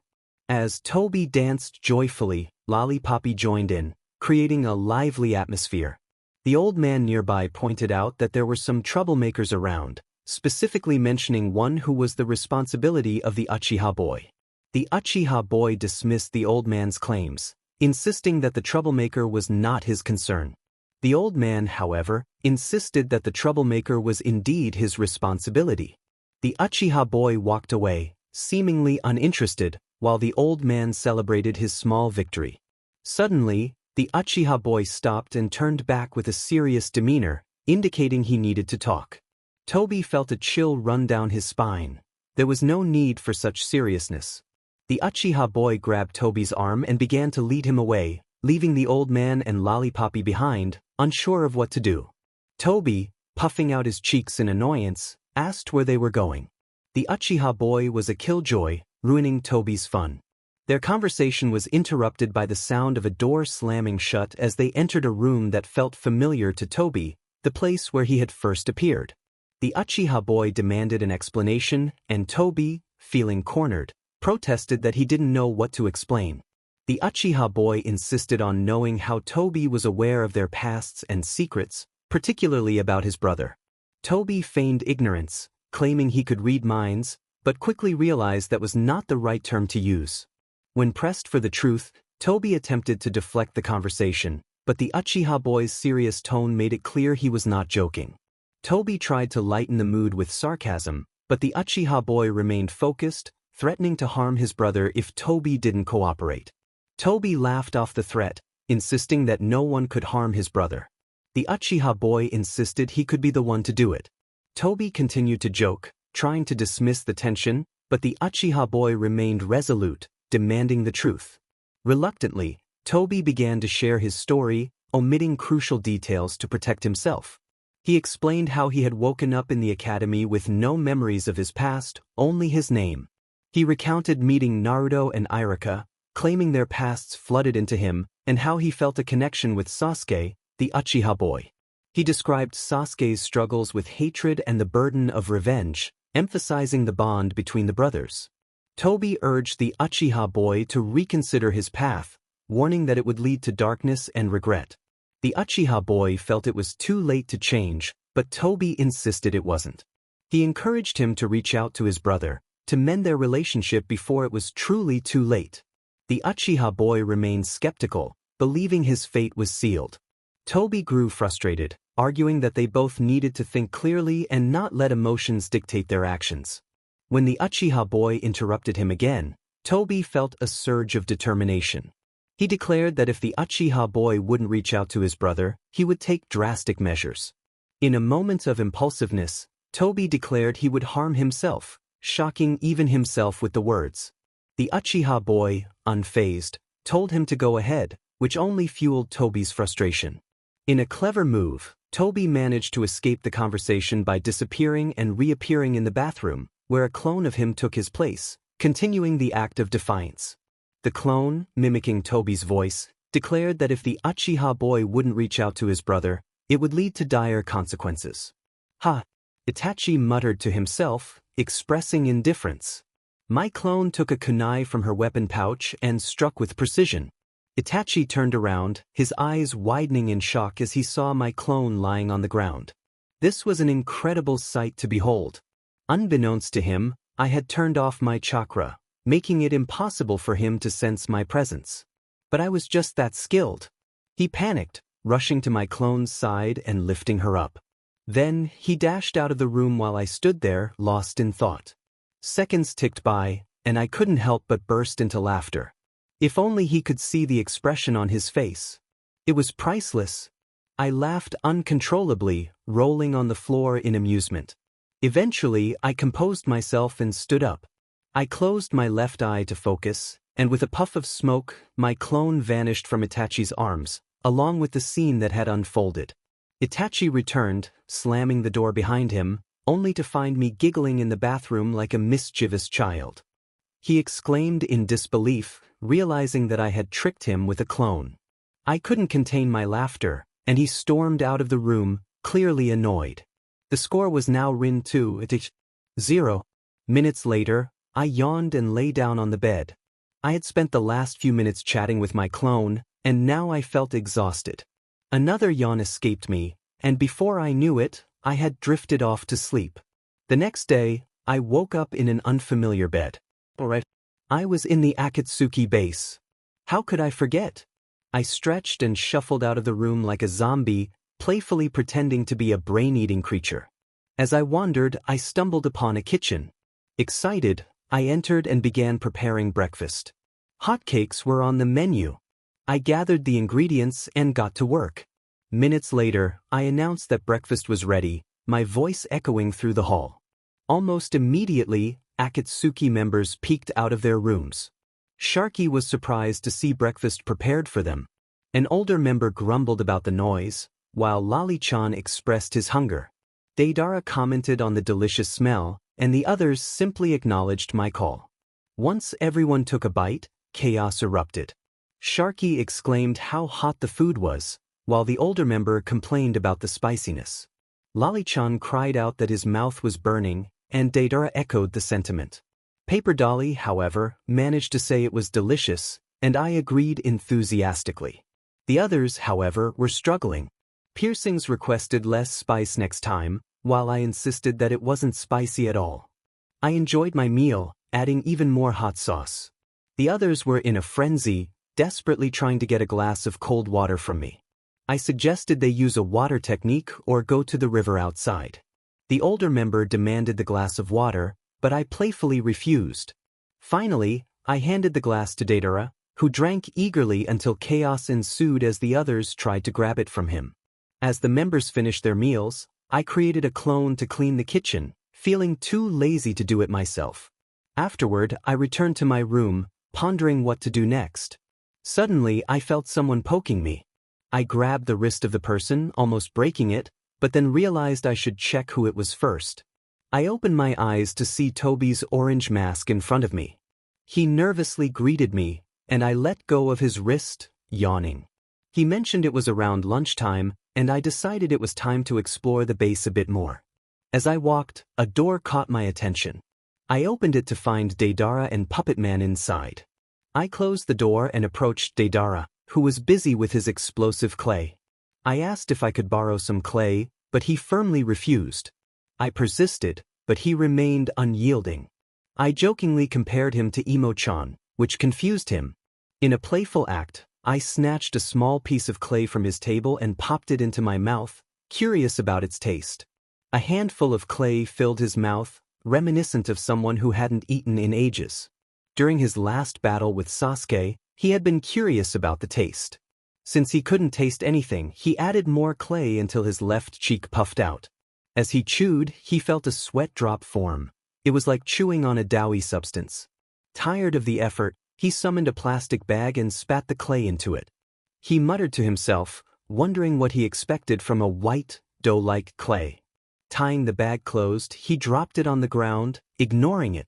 Deidara was focused on his own work, so he took more clay and shaped it into a cute little sword. He called out to Deidara, excited to show off his creation. Deidara acknowledged it with a vague compliment, which prompted a playful argument about their respective arts. He decided to create a girl version of Deidara, teasingly noting how the original already resembled a girl. He called out to Sasori, showing off his new creation, which earned a suggestion that it would be cuter as a puppet instead of clay. He insisted that his art was more beautiful, while Sasori countered that art should be eternal. The two began their usual debate about the nature of art, and he felt the need to intervene. Transforming into a teacher, he donned the attire of a random instructor from his school. A blackboard appeared beside him, and he began to illustrate Daidara's clay bird and Sasori's puppet. He explained that while Daidara's art was beautiful, it was fleeting, often ending in an explosion. Sasori's puppets, while also beautiful, were created from the bodies of real people, which raised ethical concerns. He acknowledged the brilliance in both of their arts, highlighting their unique qualities and the cleverness behind their creations. He encouraged them to respect and admire each other's work instead of competing. It was better to uplift one another, as that would enhance their art and make it truly beautiful. After his speech, he returned to his normal appearance, and both Deidara and Sasori stared at him in surprise. Awkwardly, he trailed off, unsure of how to continue. Sasori questioned how he knew their names, prompting a quick excuse about Itachi before he hurried out of the room. Back in his own space, he found Itachi lying on his bed, which confused him. He exclaimed in disbelief, insisting that it was his room. Itachi countered, claiming ownership of the space, leading to a playful argument about whose room it really was. They exchanged banter, each insisting that the room belonged to them. He pointed out the evidence of his presence, but Itachi dismissed it, leading to a humorous back and forth about their belongings. The argument escalated, filled with playful accusations and stubbornness, each refusing to back down. "Get out now. You get out of my room. I told you it's my room. It's mine. Now get out. It's my room. Arg. What is that noise? Can you please be quiet? What's all the commotion about anyway? You both need to keep it down, or I swear I'll have to do something drastic." Guess who said that? Yes, the one and only. The old man. He was in our room at that moment, and we just stared at him. "Stop staring at me, you too," he shouted, clearly annoyed. She sighed and lay down on the bed beside Itachi. Bored, she told him to get lost and then pushed him off the bed. He fell to the floor with a thud, caught off guard. For a nap wouldn't be so bad, right? Minutes later, Itachi observed her for a moment. In a flashback, he recalled her pushing him off the bed unexpectedly, causing him to fall onto the hard floor. He heard the door slam shut, realizing that Haydn had already left the room. After the initial shock, he stood up and looked at her, ready to glare, but then he noticed her peaceful expression. She was already Big Brother, he thought, stiffening momentarily before realizing she was still asleep. That was close. He didn't want her to think he was creepy for staring at her while she slept. Thoughts raced through his mind, reminding him of the emotional turmoil he was experiencing. He felt as if he was being pushed into a corner, making him feel like he was losing control. Why won't it stop? He thought. He needed to talk to him, to give him the answers he needed. Meanwhile, Rinn woke up, rubbing her eyes and holding her stomach. It hurt, and she realized she had skipped lunch. Now, her stomach was demanding food. She stood up and left the room. Suddenly, she spotted a white spider on the floor near her foot. She screamed, startled, as she hated insects, especially spiders. She looked again, but it was gone. She gulped, remembering the last time she encountered a cockroach. Suddenly, she saw the spider hanging in front of her, and she screamed again, running and trying to remove it from her head. "Rinn? What's the matter?" Sharky asked. "Remove the spider on my head," she exclaimed. "There is no spider there," Puppet Man reassured her. "There is. Look closely. It's a white spider," she insisted. "Could it possibly be?" Sharky began. "Daidara's art," Puppet Man finished. "Just remove it," she shouted. "Shut up. You're making my ears hurt." Haydn yelled as he stomped away. "How childish," she mumbled, momentarily forgetting about the spider. Then she heard Deidara laughing. "If you could only see your face." "It was priceless," he cackled. "Deidara," she yelled, chasing after him. "You clay-loving fool. Get back here before I make you eat your own art." she shouted, while he continued to laugh. Troublesome people, Puppet Man remarked. Troublesome Rinn, Sharky added. After the incident in the hallway, Rinn found herself sitting on the couch with a triumphant grin, while Dara sat beside her, holding his head where she had hit him. Oh, that hurts, he complained. Well, it's not my fault, she replied. Yeah, it is. You were the one playing tricks on me. Well, you deserved a proper welcome. From someone like you? No way. What's a Barbie? He asked, confused. It's a doll. A doll like you. I'm not a doll. Yes, you are. A very beautiful one. I'm not a girl. You look like one. Whatever. You're like my twin. Yeah, I noticed that too. We have the same hair and eye color. Wait here, she said, and then she ran to her room. When she arrived, she found it empty, which was a relief. In an instant, one of her clones appeared, transforming into Deidara. With a poof, Deidara stood in front of her. She went to the closet and borrowed one of Itachi's Akatsuki cloaks, noting that Kisame's were much larger. She removed her orange jumpsuit, leaving her in a white t-shirt and black shorts. She put on the cloak but frowned at how big it was. She decided to borrow it for a while and summoned a pair of scissors to cut the bottom of the cloak. Minutes later, she was finished. Well, it wasn't that bad. She looked at herself in the mirror. Now, she wore an Akatsuki cloak that stopped at her knees, perfectly fitting. A black belt was wrapped around her waist, crafted from the leftover pieces of cloth she had cut from the cloak, secured with a pin she had summoned. The sleeves and collar remained untouched, leaving room for imagination. Satisfied with her attire, she examined the ninja sandals on her feet. They were not quite right. Suddenly, she summoned a pair of black boots that stopped below her knees. These would do nicely.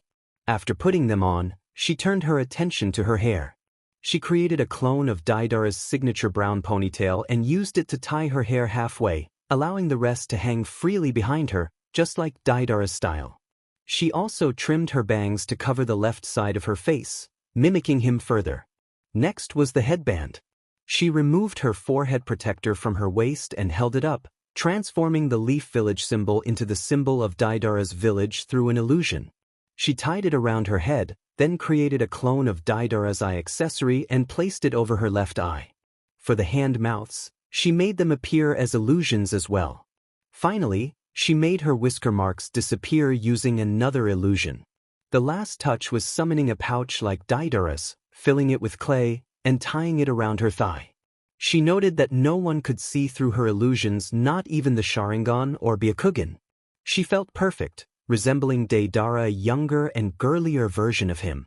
After her makeover, she dismissed her clone and stepped out of the room. To her surprise, the entire Akatsuki was gathered in the living room, seemingly in a meeting. Piercings began to speak, mentioning her as the girl from another world. However, she paid little attention and suddenly appeared in the center of their circle, where they were seated. With enthusiasm, she announced her presence as Rinn, Deidara's one and only twin sister, causing everyone to sweat drop. She playfully pouted, noting that she hadn't been invited to their meeting.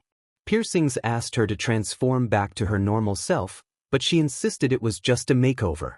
When asked why she had chosen to imitate Deidara, she explained that he had pointed out their similar hair and eye colors, prompting her to temporarily become his twin. Deidara replied that she didn't have to do that, even if they looked alike, but she expressed her desire to do so. She then shifted the topic, asking what they had been discussing.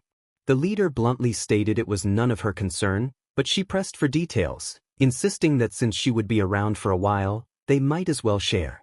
He reiterated that it was nothing, but she persisted, threatening to remove his piercings in his sleep if he didn't comply. Piercings responded that she couldn't do that, but she confidently claimed it would be easy. He warned her not to dare try, but she offered to prove her point with a mischievous smile. She executed the shadow possession jutsu, successfully binding him in place. With a flick of her finger, she connected chakra strings to one of his piercings, rendering him immobile.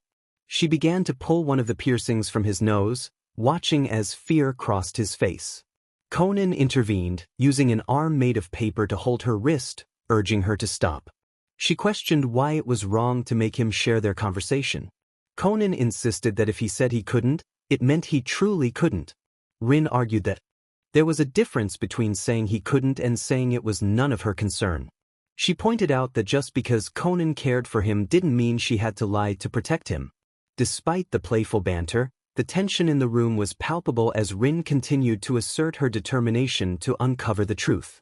Paper and piercings looked adorable together, even though in reality, that body was already cold and lifeless. Rinn smirked, knowing she had silenced Paper with her teasing. She was curious about the conversation between Pain and Piercings. Pain sighed, conceding to Rinn's persistence. Piercings, however, was not ready to share. Pain whispered for silence, but Rinn caught the hint. She sat down calmly, determined to get answers. She warned Pain not to attempt to make her unconscious, sensing his intentions. Pain feigned innocence, but Rinn was not fooled. She pressed him for details about their earlier discussion. Pain revealed that they had been talking about her, Rinn Uzumaki. Rinn insisted she was not an Uzumaki, but Pain countered that she was born in their world before being teleported away. Rinn was aware of this, having been informed by the nine-tailed beast. She wanted to know why they had summoned her back. Pain explained that they needed her in the Akatsuki, which shocked Rinn. She protested vehemently, asserting her independence and expressing her desire to return home. Rinn had come to visit out of boredom and to see the Akatsuki, which had always been her dream. She passionately expressed her wish to help Sasuke overcome his hatred for Itachi, believing that if Itachi could explain himself, Sasuke would find peace. Rinn wanted to bring joy and laughter to the Akatsuki, hoping to ease their burdens. She addressed Sasori, urging him to move on from his past and the pain of losing his parents. Rinn encouraged him to cherish his grandmother, Chiyo, and to promise to protect her, reminding him that she loved him deeply. Rinn's fervent speech emphasized the importance of healing and moving forward. She implored them to embrace life, have fun, and not let their pasts weigh them down. In her eyes, they all had the potential for happiness and connection, and she was determined to help them find it.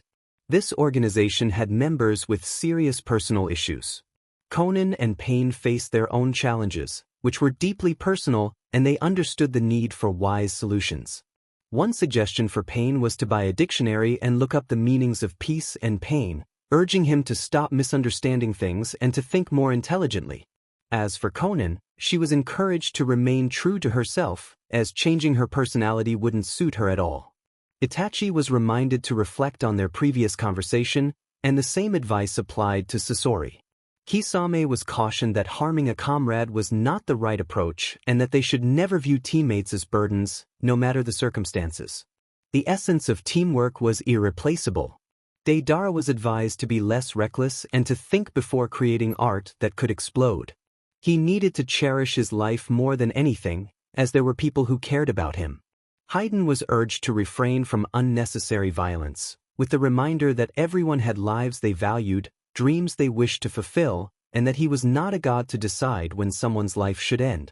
Kakuzu was told not to take lives for money, as that was fundamentally wrong, and he was reminded that their lives were not the only precious things in the world.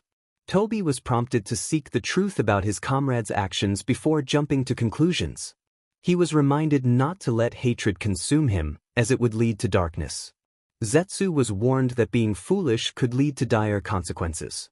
Everyone was encouraged not to let their problems drive them to madness and to think of the happy times they shared instead of being consumed by revenge and darkness, which would lead to emptiness.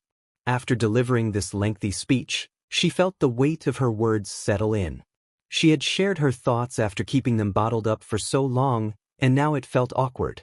Feeling down, she turned to leave, sarcastically commenting on how she ruined the fun. As she walked back to her room, she let her long hair fall down and sighed, closing the door behind her. She flopped onto her bed, guilt washing over her for lecturing Pain and for the way she had expressed her feelings. She felt guilty for raising her voice, for embarrassing Sasori and Itachi, and for ruining what could have been a fun evening. The weight of her actions pressed heavily on her, making her stomach churn. She muttered that the past was in the past and allowed herself to drift into sleep. The next morning, she woke up with a sigh, recalling the events of the previous night. she regretted not remembering the more pleasant moments instead of her speech. Realizing she had skipped meals, she wondered if this was her punishment for embarrassing her fellow members. The incident lingered in her mind, prompting her to wish to forget it altogether. She yawned and performed unfamiliar hand signs, muttering a request to erase her memories of the previous night before blacking out. Minutes later, a loud scream echoed through the early morning, waking the entire Akatsuki. Annoyed by the disturbance, expressed his frustration at the early hour and the noise. Hayden's typical foul-mouthed response only added to the chaos. Suddenly, the door burst open, and Rinn appeared, looking disheveled and confused. Deidara struggled to contain his laughter at her messy hair, which resembled a bird's nest. Rinn demanded to know what had happened, expressing her distress over her new appearance and the bangs she had woken up with. Deidara insisted that she had done it to herself, but Rinn argued that she couldn't have done it while asleep. Their banter continued, filled with confusion and humor, as they tried to piece together the events of the previous night. Sasori had been working on his puppets quietly, not needing sleep as he was a puppet himself. He calmly intervened in the escalating argument between Rinn and Deidara, warning them that their bickering would wake the entire Akatsuki. Rinn was clearly upset, and Deidara felt uneasy with her behavior. After Rinn stormed out of the room, Deidara expressed his confusion about her anger, while Sasori acknowledged that she was genuinely furious, which was unusual for her. Rinn returned to her room, frustrated with Deidara's antics. Prepared to lie down, she tripped over something on the floor, landing hard. To her surprise, she discovered Itachi lying there, having been displaced from his own bed. He complained about the pain from her fall, but Rinn brushed it off and left, teleporting to the roof of the Akatsuki hideout to watch the sunrise. Unbeknownst to her, she soon fell asleep again. Meanwhile, Itachi was in his room, noticing a peculiar scent that reminded him of vanilla and lemons. He shrugged it off and lay down on his bed. Rinn, dreaming, found herself face to face with a giant chocolate chip cookie. Unable to resist, she jumped to take a bite but was startled awake, falling off the roof. Fortunately, chakra strings caught her and pulled her back up, but she landed unceremoniously. Deidara, who had witnessed the whole scene, was shocked by Rinn's actions and confronted her about biting him. Rinn vehemently denied it, insisting she had not bitten him and demanded to know what had happened to her cookie. Deidara teased her, suggesting she had merely been dreaming. Their playful argument escalated into a chase across the roof, with Rinn determined to get back at Deidara for waking her up. After a chaotic moment, Rinn teleported to the kitchen, desperate for food. Minutes later, she was satisfied after a hearty meal. Itachi, having just woken up, made his way to the kitchen for lunch, only to be met with utter chaos. The kitchen was a disaster zone, with food splattered everywhere and Rinn in the middle of it, looking disheveled and messy. She greeted him with an awkward grin, revealing that they had run out of food, except for a few eggs. Itachi was left bewildered by the state of the kitchen and Rinn's antics. After finishing her meal, Rinn felt a craving for something sweet. Her lunch had been quite the feast, consisting of 5 fried chicken wings, 2 fried fishes, a plate of rice, 3 scrambled eggs, 2 hot dogs, a single piece of sushi, 2 bowls of ramen with fish cakes and eggs, 3 slices of bacon, 4 hams, and some delicious tuna. Now, the refrigerator was nearly empty, holding only a few eggs, butter, and a carton of milk. Determined to create a dessert, Rinn envisioned a 2-layered chocolate-covered mocha cake topped with caramel syrup and 2 scoops of strawberry ice cream, complete with chocolate sprinkles and caramel filling. However, she had no idea how to make it, as her cooking skills were lacking. Still, she was determined to try her best. Just then, Itachi entered the kitchen and noticed the chaos she had created. To explain the mess, Rinn recalled how it all began. She had teleported to the kitchen and opened the refrigerator, discovering a few uncooked breakfast items. With only 1 stove available but the ability to cook 4 dishes simultaneously, she borrowed 4 frying pans and set them up. After turning on the stove, she rummaged through the cabinets and found a bottle of cooking oil. Once the oil was hot, she carefully placed the chicken wings in 1 pan. As they fried, she added the fishes to another pan and the hams to a third. Rinn then scrambled 3 eggs in a bowl and poured them into the last pan. The scrambled eggs cooked first, so she transferred them to a plate and added the hot dogs to the same pan. After the hams were done, she placed them on the plate with the eggs. Next, she cooked the bacon in the pan that had held the hams. When the hot dogs were ready, she added them to the plate, followed by the fried fishes and finally the chicken wings. With the frying pans stacked in the sink, she started boiling water for the ramen she had found. She also spotted a small pack labeled mushroom soup and decided to cook it, but it ended up overcooked and burnt. After finishing the ramen, she divided it into 2 bowls, adding fish cakes and eggs to each. Realizing she needed rice to complete her meal, she began cooking some. While waiting, she found a can of tuna and added it to her plate since it didn't need cooking.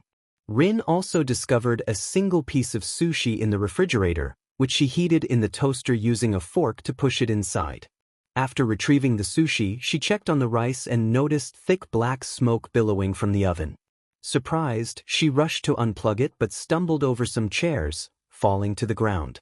Ignoring the smoke, she continued with her meal, eating everything without sitting down or using utensils, having skipped breakfast, lunch, and dinner. Once she finished her feast, she tossed the dishes into the sink, feeling satisfied. She poured herself a glass of milk and drank it, carelessly tossing the glass aside. As she moved, she tripped over a mysterious container, which fell and revealed a box labeled pancake mix. Ignoring the fallen pastries, she picked up the box, excited by the prospect of making pancakes. However, her attempt was unsuccessful, resulting in a burnt pancake that she instinctively tossed aside. With a spark of inspiration, Rinn decided to make a dessert. She grabbed the milk from the refrigerator and headed back to the table, leaving the door open as she planned to return. Rinn struggled to open the stubborn bottle, her frustration mounting. After several attempts, she resorted to using a knife to pry off the cap. With a sudden pop, milk erupted from the bottle, splattering everywhere. What a mess, she thought, sighing as she walked toward the open refrigerator. She grabbed a few eggs and borrowed a bowl. Cracking the eggs into the bowl, she began to stir, but her enthusiasm led to a splash that coated the table and her hair. Frustrated, she glanced at the array of bottles before her. There were 2 white ones, a green one, a black one, and a red one. Curiosity piqued, she attempted to open the 2 white bottles, the green one and the black one, but they were tightly sealed. After another try with the knife, she managed to pop them open, though some of the contents spilled onto the floor. It turned out they contained salt, sugar, pepper, and some mysterious green substance. Determined, Rinn moved on to the red bottle. It was just as stubborn, but she carefully used the knife again. With a pop, it opened, and red liquid splattered across her face. Sniffing the air, she recognized the scent of tomato sauce. Confused about why it was stored with the other condiments, she shook her head and continued her search. In the cabinet, she found chocolate syrup, caramel syrup, and strawberry frosting.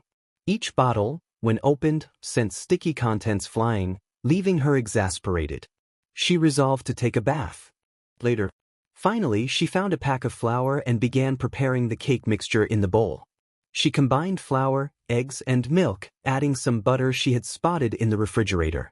Just as she was mixing everything together, the door creaked open, and Itachi stood there, eyes wide in surprise. Ignoring him, she kept stirring, lost in her thoughts. Itachi wondered how they would manage lunch. Rinn suggested they could eat outside, but Itachi pointed out the risks involved. Rinn then proposed stealing something to eat, but Itachi dismissed that idea as well.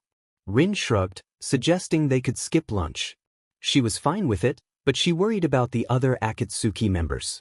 Itachi insisted they could manage, recalling how he had skipped meals without realizing it.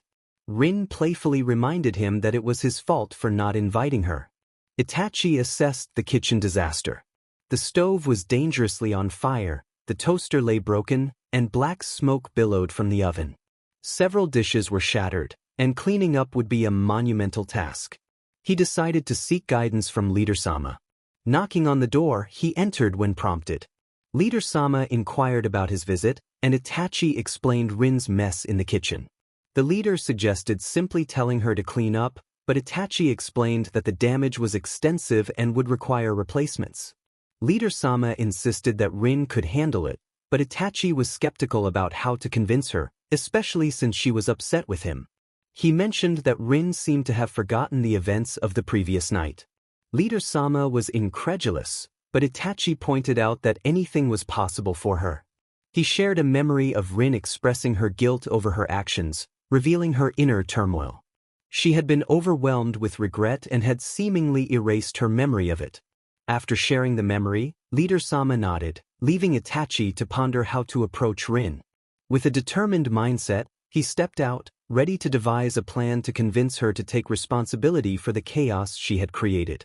Rinn was sleeping on the bed when Itachi sat beside her and gently shook her awake. Suddenly, fear replaced her peaceful expression, and tears streamed down her face. Itachi called out to her, shaking her shoulders more vigorously. Thankfully, her eyes snapped open, and she quickly wiped away her tears. Itachi noticed something was off. She usually called him Imo-chan, not Itachi. He asked if she had a bad dream, unable to suppress his curiosity. Rinn replied that it was nothing and demanded to know what he wanted. Itachi felt a shift in her demeanor and decided to share the message from Leader Sama, which was to clean up the mess in the kitchen. Rinn's glare intensified as she questioned if that was all. Itachi confirmed it, and she dismissed him rudely, pushing him away before burying her face in the pillow and returning to sleep. Itachi wondered what was troubling her. Rinn was indeed in a bad mood, not just because Itachi had woken her. The dream she had was haunting. The same man who had threatened her before had returned, and this time he had taken down the entire Akatsuki. Though she knew it was just a dream, it left her feeling uneasy. After their brief exchange, she pushed Itachi away and face-planted back into her bed, contemplating what to do. Eventually, she decided she should clean up the mess she had made. When she stood up, she noticed Itachi was already gone, which annoyed her. Teleporting to the kitchen out of laziness, she found Deidara and Sasori staring at the mess. They speculated about who could have caused it, narrowing it down to either Toby or Rinn. Rinn, feeling bold, admitted her responsibility and rudely asked them to leave as she planned to clean it up. They complied and she sighed, staring at the clutter. To her surprise, as she moved her hands, the items began to clean themselves, reminiscent of magic from a Disney movie. Excited by her newfound ability, Rinn watched as the kitchen tidied up around her. However, a realization hit her. She smelled terrible and needed a bath. Summoning one of her clones to finish the cleaning, she teleported to her room and borrowed one of Itachi's shirts, hoping he wouldn't mind. After a refreshing bath, she emerged to find Itachi and Kisame resting on their beds. She announced her borrowing of the shirt and walked over to her own bed, wearing her inner clothes beneath it. Itachi acknowledged her with a hint of resignation, and Rinn seized the opportunity to mention the kitchen mess. She informed him that her clone was handling it, and Itachi expressed relief. Rinn then boldly asked for a birthday party, explaining that she had never experienced one before. Itachi was taken aback, questioning the need for a party when she didn't even know her birthday. Rinn explained that she didn't know her age either, but she wanted to celebrate. Despite Itachi's initial reluctance, he agreed to prepare a party for her, and Rinn couldn't contain her excitement as she danced around the room. Later, Rinn found herself sitting on the roof, summoning a cute orange photo album from her world. She smiled as she looked at the 6 photos inside, pondering why the people around her had chosen the life of rogues. She wished they could live normal lives, but she understood that the story needed their struggles to unfold. Just then, Itachi appeared, asking what she was doing. Rinn hesitated, saying she was watching the sky, not having a better excuse. Itachi's expression turned serious as he informed her that Leader Sama had not approved of the party she wanted. Rinn felt a wave of disappointment wash over her, realizing that experiencing a birthday party might not be as important as she had thought. "That's fine," she said, offering him a smile with her eyes closed. She then mentioned that she would be taking a walk for a little while before teleporting far away from their hideout. Now, she found herself surrounded by countless trees, feeling lost in the vastness of nature. Sitting beneath a random tree, she couldn't help but cry. She questioned why she was crying. After all, She didn't need a party or a birthday. Naruto was far more important than her own birthday, and she felt childish for even thinking about it. Suddenly, she heard a voice asking what she was doing out there alone. She turned to see Kabuto, the boy from the Chunin exams. Excitedly, she ran toward him and looked directly into his eyes, though there was a noticeable gap between them. "Is Orochimaru with you?" she asked, confirming her identity as the girl from before. Kabuto replied, clarifying that he meant Orochimaru. She dismissed his correction, insisting that he was not with her. When he asked if she was afraid to see him, she quickly denied it, stating that she simply didn't want him around because she found snakes disgusting.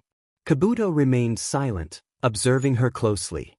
She reminded him that he hadn't answered her question yet, to which he replied that he was just having a walk. She then asked him for a favor, and he agreed. She produced a slice of cake on a plate and offered it to him. He stared at it, and she reassured him that it wasn't poisoned by taking a bite herself. After some hesitation, he took a bite, and she eagerly asked for his opinion. He confirmed that it tasted good and finished the whole slice, thanking her afterward. She beamed with pride, revealing that she had baked the cake herself. Kabuto seemed to be studying her, prompting her to ask if there was something on her face. He denied it but mentioned that Orochimaru would likely enjoy the cake she made. She eagerly agreed to accompany him to deliver it. As they walked, she gave a thumbs up and winked at her clone, who was taking pictures of the two of them. They eventually arrived at a cave, presumably Orochimaru's hideout. After navigating a long maze of hallways, they stopped in front of a door, which Kabuto knocked on before entering. Inside, Orochimaru smirked at them. She quickly introduced herself, sarcastically reminding him that she was the girl who had removed Sasuke's curse mark. She cheerfully offered him a slice of cake, insisting it wasn't poisoned and encouraging Kabuto to confirm it. After Orochimaru took a bite, she eagerly awaited his response. He simply said it was good and handed the plate back to her. She decided it was time to leave, but Kabuto stopped her, asking her to stay for an experiment. She firmly rejected the idea, not wanting to be in a snake's lair, and teleported away, reappearing on the roof of the Akatsuki's hideout. With a sigh, she summoned her clone, who was dressed like a photographer. She praised her clone for the pictures taken during their encounter. The album appeared on her lap, and she began to look through the photos, feeling a wave of happiness. Just then, thoughts of a birthday cake crossed her mind, and sadness returned. Teleporting back to her room, she noticed the silence, wondering if everyone had left. The sky was painted orange as the sun began to set. As she walked toward the living room, a loud cheer erupted. "Happy birthday, Rinn!" The Akatsuki members stood before her, grinning widely. A banner proclaimed, "Happy birthday, Rinn," and she couldn't help but smile, even though she reminded them that it wasn't her birthday. They excitedly declared it an unbirthday, and she laughed, realizing that sometimes it was the thought that counted. A birthday party was certainly a blast.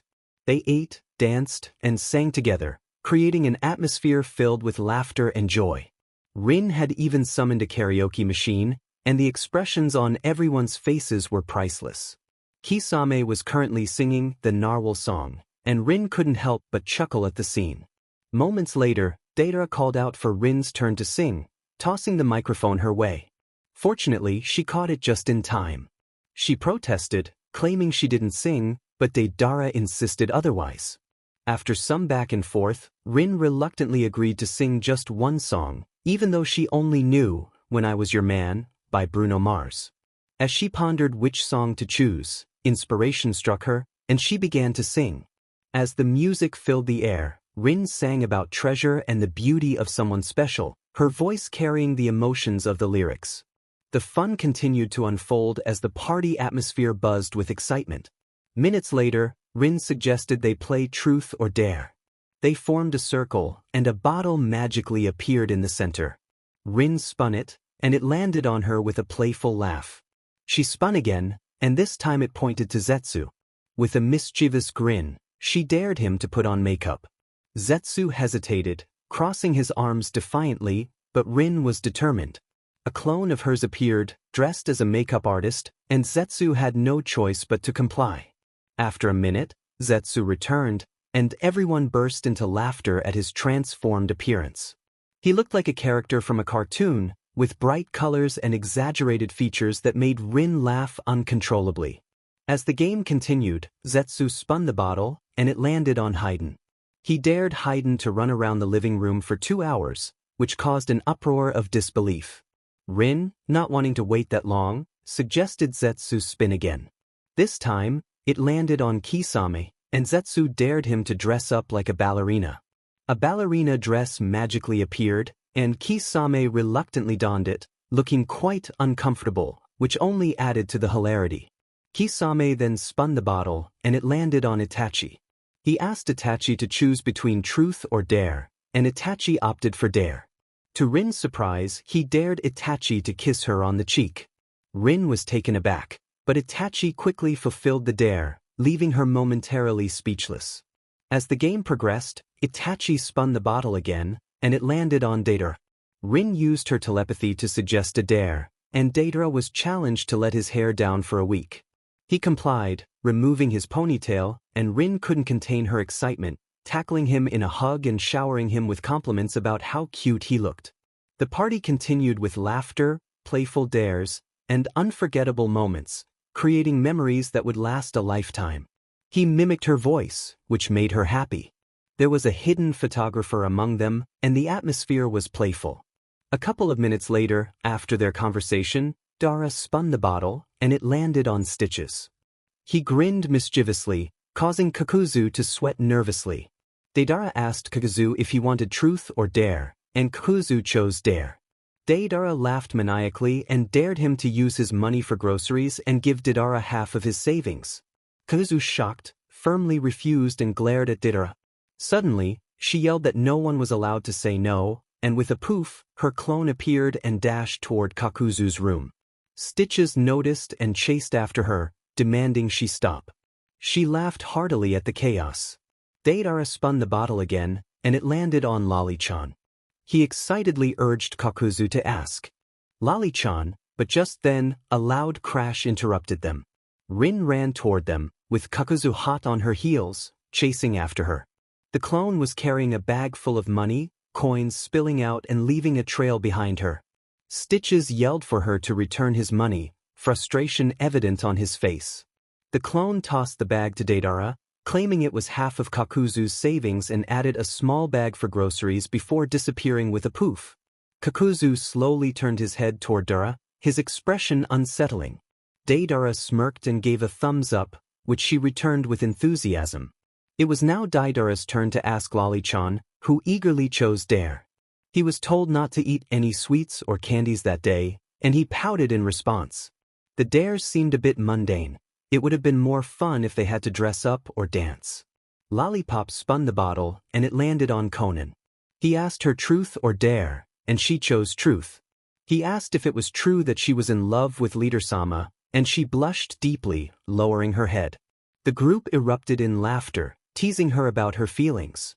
After some playful banter, she reluctantly admitted her affection, her face still flushed.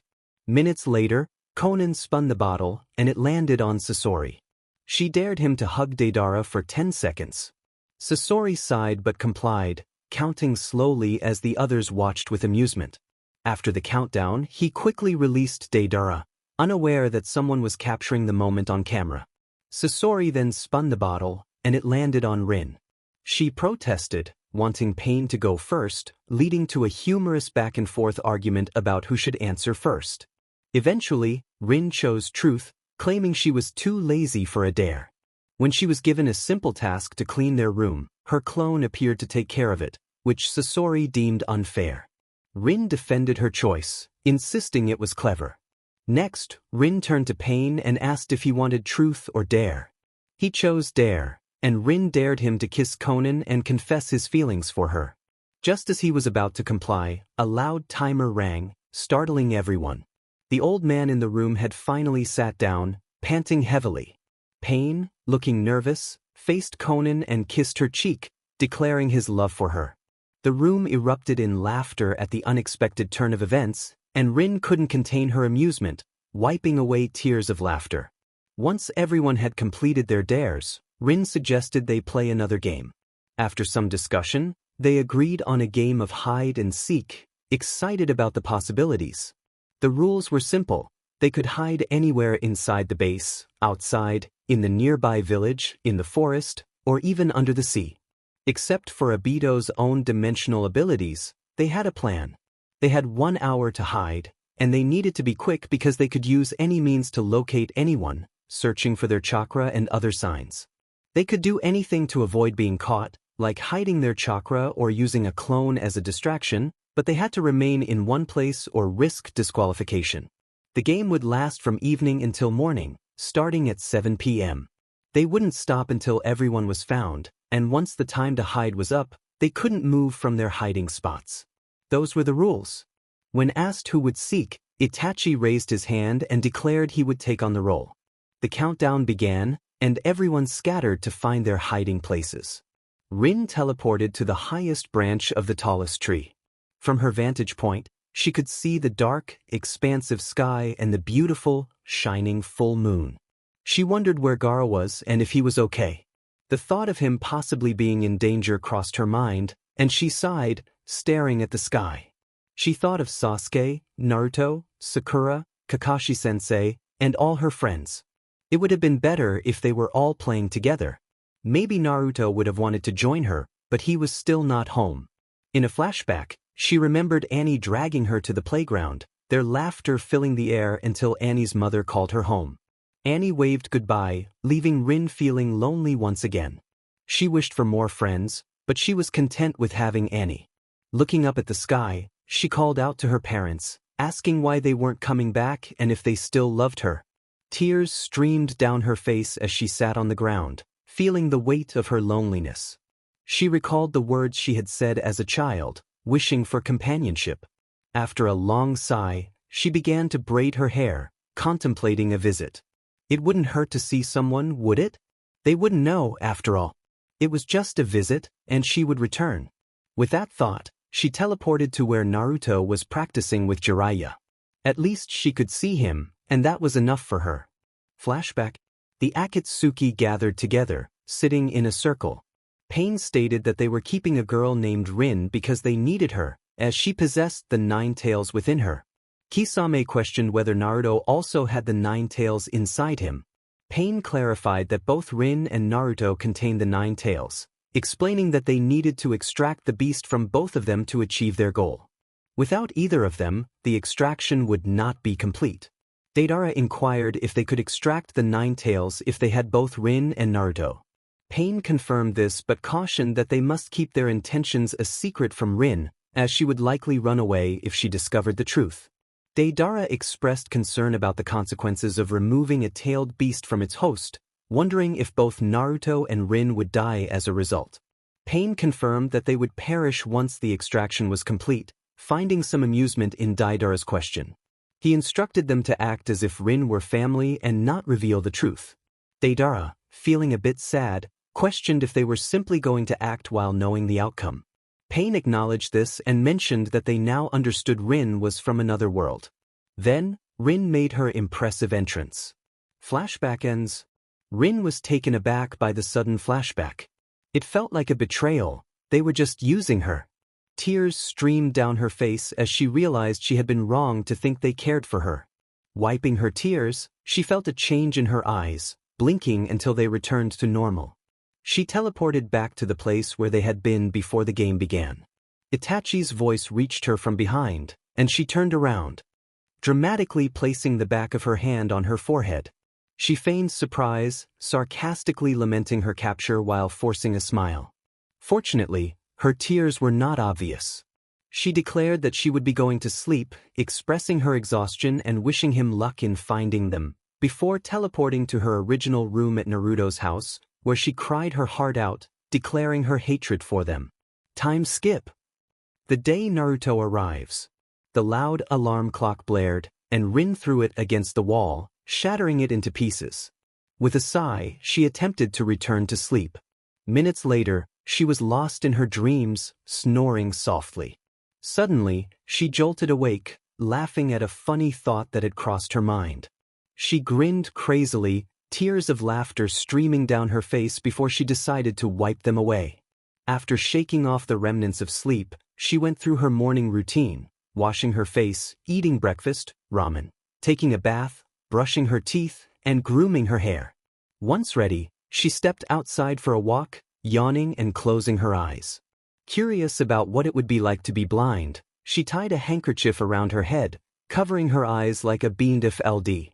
As she walked slowly, taking careful steps, she listened to the birds and realized she was in front of Naruto's apartment.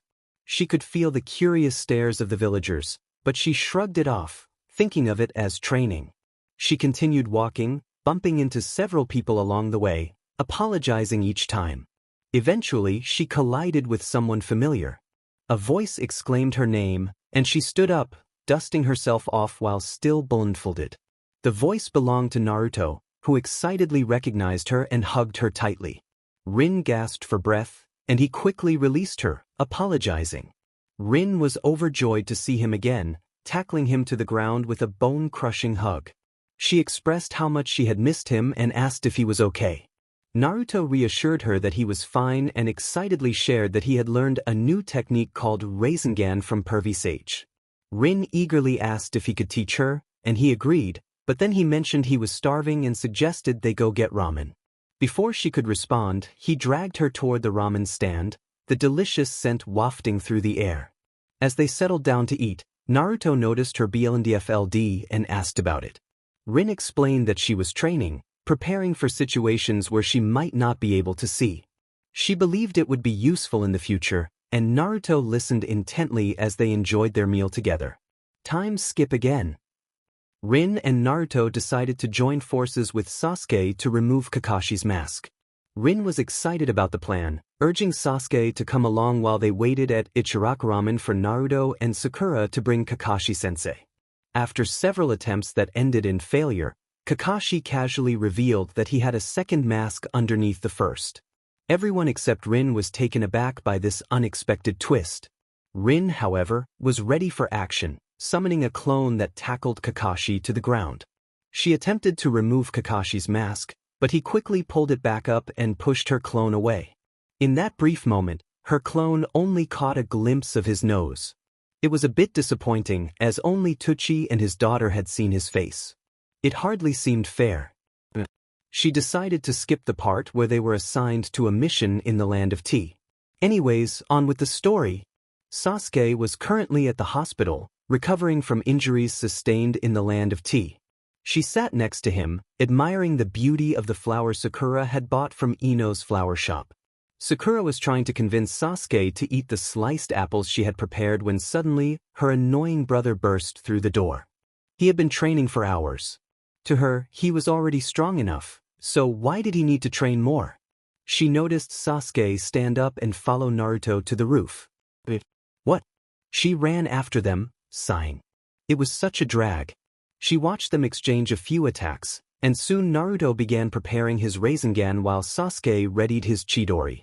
Sakura yelled at the top of her lungs, urging her to intervene and stop them.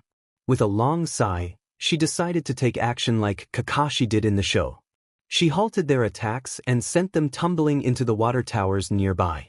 Kakashi-sensei then appeared and spoke to Sasuke, likely lecturing him. Poor Sasuke. Time skip again. She appeared where Sasuke was but kept her presence hidden. She watched as the Sound Four attacked him, remaining silent. When he was too injured, they tried to convince him to join Orochimaru, promising him the power he desired. She decided to make a grand entrance during their speech, yelling at them to stop their lies. She mocked them, pointing out that Sasuke was too strong to be swayed by their words. One of them, whom she nicknamed Two Heads due to his appearance, reacted angrily, but she dismissed him with a laugh. Another member, whom she called Spider-Man, launched an attack at her, but she dodged, teasing him about his awkward fighting style. Sasuke, surprised to see her, called out to her, but she ignored him. Two Heads intervened, warning Sasuke before they retreated. She taunted them as they left and jumped down from the tree to heal Sasuke's wounds. He simply stared at her in surprise. She told him not to abandon them for the Sound Four, expressing her concern for his safety.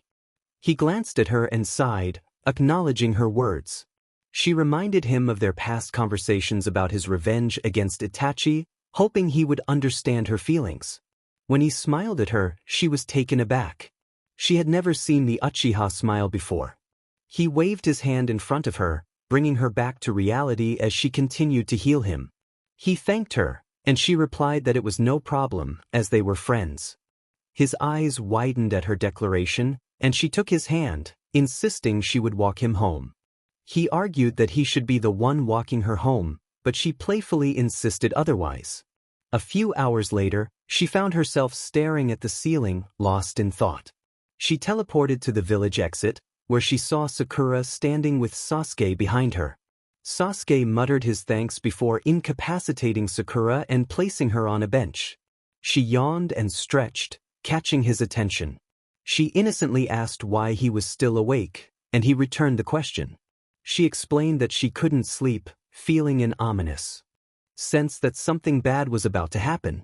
He told her to go to sleep, but before he could leave, she held his wrist and looked into his eyes.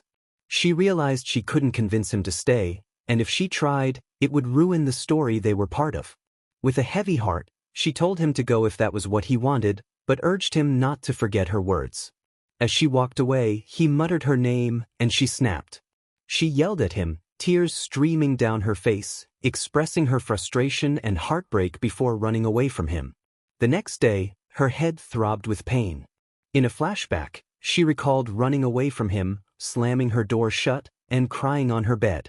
She had hoped to stop him from leaving, but the Sound Four had manipulated him. After everything they had been through together, it felt like he was throwing it all away. She felt the weight of her emotions, realizing how much their friendship meant to her. She didn't want him to die. She knew it would devastate Sakura.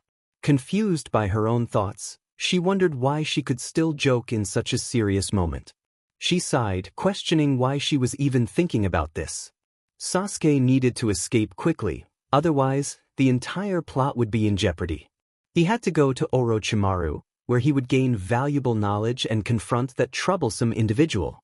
If he didn't leave, Orochimaru would continue to pose a threat, and Kabuto would never develop into the character he was meant to be. As Rinn lay on her bed, she contemplated visiting her old house. It wouldn't hurt to take a trip down memory lane, would it? However, Naruto was already there, and she didn't want him to worry about her. Maybe another time. She closed her eyes and drifted into a deep sleep. When she awoke, Rinn stood up and headed to the bathroom. Looking at her reflection in the mirror, she grimaced at her appearance. With a red nose, dark circles under her eyes, and remnants of dried tears, she felt far from beautiful. After a few minutes, she completed her morning routine and dressed in a cute light pink kimono with long sleeves, a black choker around her neck, and black sandals. Her hair was tied up in a big bun. She smiled at her reflection, feeling confident. Suddenly, there was a knock at the door. Rinn opened it to find Shikamaru and the others, including Naruto. Tsunade had sent them to bring her along. Rinn felt a wave of annoyance wash over her. They were trying to retrieve Sasuke, and she found it pathetic. She feigned ignorance, asking where they were going even though she already knew the answer. When Shikamaru mentioned Sasuke's departure, Rinn felt a surge of disbelief. She expressed her disinterest in joining their mission, stating that it would be futile to chase after him. Sakura, looking confused and a bit sad, questioned her attitude. Rinn, growing irritated, reiterated her lack of concern for Sasuke and insisted they leave her alone. Sakura's comment about Rinn's behavior struck a nerve. Rinn shouted her frustration, declaring that she didn't care anymore and slammed the door in their faces. Naruto called out to her, but Rinn retreated to her room, sitting on her fluffy bed. Suddenly, she had a realization. Gaara would come to rescue them. She grinned and tackled Naruto to the ground in excitement. Rinn jumped up, declaring her willingness to join them, and rushed outside. From Shikamaru's perspective, after Rinn's outburst, Naruto went after her while he and the others waited outside. Moments later, they heard Rinn's enthusiastic voice announcing her decision to join them. Shikamaru couldn't help but wonder what had gotten into her. Rinn, filled with energy, urged everyone to hurry. When Sakura questioned her about going after Sasuke, Rinn dismissed the concern, insisting they move on. Sakura pleaded for Naruto to bring Sasuke back, expressing her unwavering faith in him. Rinn, unimpressed, warned Sakura not to expect too much from Sasuke, who was notoriously stubborn. As Rinn ran ahead, leaving her classmates in confusion, she felt a mix of emotions. Minutes later, boredom set in, and Rinn announced her plan to entertain them. She organized a chain, instructing everyone to hold hands in a specific order. They complied, albeit with some reluctance. Rinn concentrated, and with a burst of energy, she successfully teleported them to a location where they could see the traps set by their adversaries. She pointed them out, urging everyone to be quiet. Shikamaru seemed impressed by her teleportation skills. As Rinn prepared to leave, Shikamaru stopped her, questioning her intentions. She reassured him that she wouldn't interfere and encouraged him to proceed with the plan. After a moment of hesitation, he reluctantly agreed. Rinn received a low warning not to get caught, and she nodded with a grin before running off, playfully saying goodbye. Once out of sight, she teleported and turned off her chakra, a feat that seemed impossible but was within her abilities. She appeared on the highest branch of a tree, where she could clearly observe the ongoing battle. The fight was progressing well, and she decided to follow the action, leaving one of her clones to assist Choji against the formidable opponent. From the perspective of Rinn's clone, she jumped down from the tree with flair, greeting Choji and teasing their opponent. Choji chuckled and nodded, while their adversary growled and prepared to engage them. The clone taunted the opponent, challenging him to give his best shot while humorously suggesting he should consider a diet after the fight. With that, she launched into the fray. Back to Rinn's perspective, she continued to follow the group until they paused, remaining unnoticed in her hiding spot. She found it amusing how weak they seemed. Next up was Niji, and she trailed after him, leaving another clone to assist in his battle against Spider-Man. The clone appeared behind Spider-Man, striking a dramatic pose and startling him. Spider-Man, revealing his true nature, mocked her fear. Unfazed, she declared her disdain for spiders and joined Niji in the fight, introducing herself with enthusiasm. Niji rolled his eyes at her antics while Spider-Man questioned her identity. Rinn, unimpressed, introduced herself and inquired about Spider-Man's abilities, which earned her a growl in response. She laughed at his reaction, playfully comparing him to a dog as he attacked her with a web-like appendage. Rinn watched as Kiba and Akamaru tumbled down a cliff, prompting her to create two clones to follow them. She also sent one clone to assist Shikamaru against his opponent. Meanwhile, she noticed Naruto pursuing Kimimaro, who was carrying a barrel. Rinn found the nickname amusing and sprinted to catch up, increasing her speed. When Naruto and Kimimaro began to fight, Rinn observed as Naruto struggled to land a hit. Suddenly, the duck emerged from the barrel, prompting a laugh from her. She had no intention of following the duck, finding it uninteresting. Instead, she focused on the battle until Rock Lee appeared, taking over the fight against Kimimaro. Rinn was thrilled, knowing that a drunken Rock Lee was always entertaining. As Lee requested a timeout to drink his medicine, Rinn couldn't contain her laughter at his antics. She rolled on the ground, tears streaming down her face from laughing so hard. Her laughter drew Kimimaro's attention, and he questioned her amusement. Rinn struggled to explain, still giggling uncontrollably at Lee's unpredictable behavior. Eventually, she noticed Kimimaro preparing to attack, brandishing a sharp bone from his shoulder. This sobered her up as she realized the seriousness of the situation. Nervously, she greeted him, feeling trapped. Just then, she sensed a familiar presence and quickly slid under Kimimaro, racing toward Gaara. She tackled him to the ground, enveloping him in a tight hug, expressing how much she had missed him. Gaara chuckled at her exuberance, though he awkwardly pointed out that they were in the middle of a fight. Rinn dismissed the concern with a wave of her hand, eager to reconnect with her friend. She missed everything about him, from his scent to his sand. In a playful moment, Rinn sat on Gaara, who supported her weight with one hand while the other rested on her back. Their positions resembled a playful embrace, and Rinn couldn't help but smile at the sight of Kimimaro, who was momentarily taken aback. She stood up, and Gaara followed suit, both of them sharing a laugh as Rinn continued to tease Kimimaro, introducing herself with a flourish. And this is my best friend, Gaara of the Sand. The guy in green spandex is Lee, also known as the Leaf's handsome devil. Anyway, that's all. And you're Kimimaro, right? The boy nodded slowly. The narrator thought Kimimaro's Kekiai Genkai was impressive, yet unsettling. Gaara chuckled softly at the comment. The narrator whispered to Gaara, noting how Kimimaro struggled to hold a conversation. Gaara smirked in agreement. The narrator yawned and continued to observe Kimimaro. Minutes passed, and the narrator felt tears welling up, their eyes turning red. They bit their lips so hard that it drew blood, causing Gaara to tense slightly. The narrator, frustrated, let out a loud scream, demanding to know how long Kimimaro could keep up the staring contest.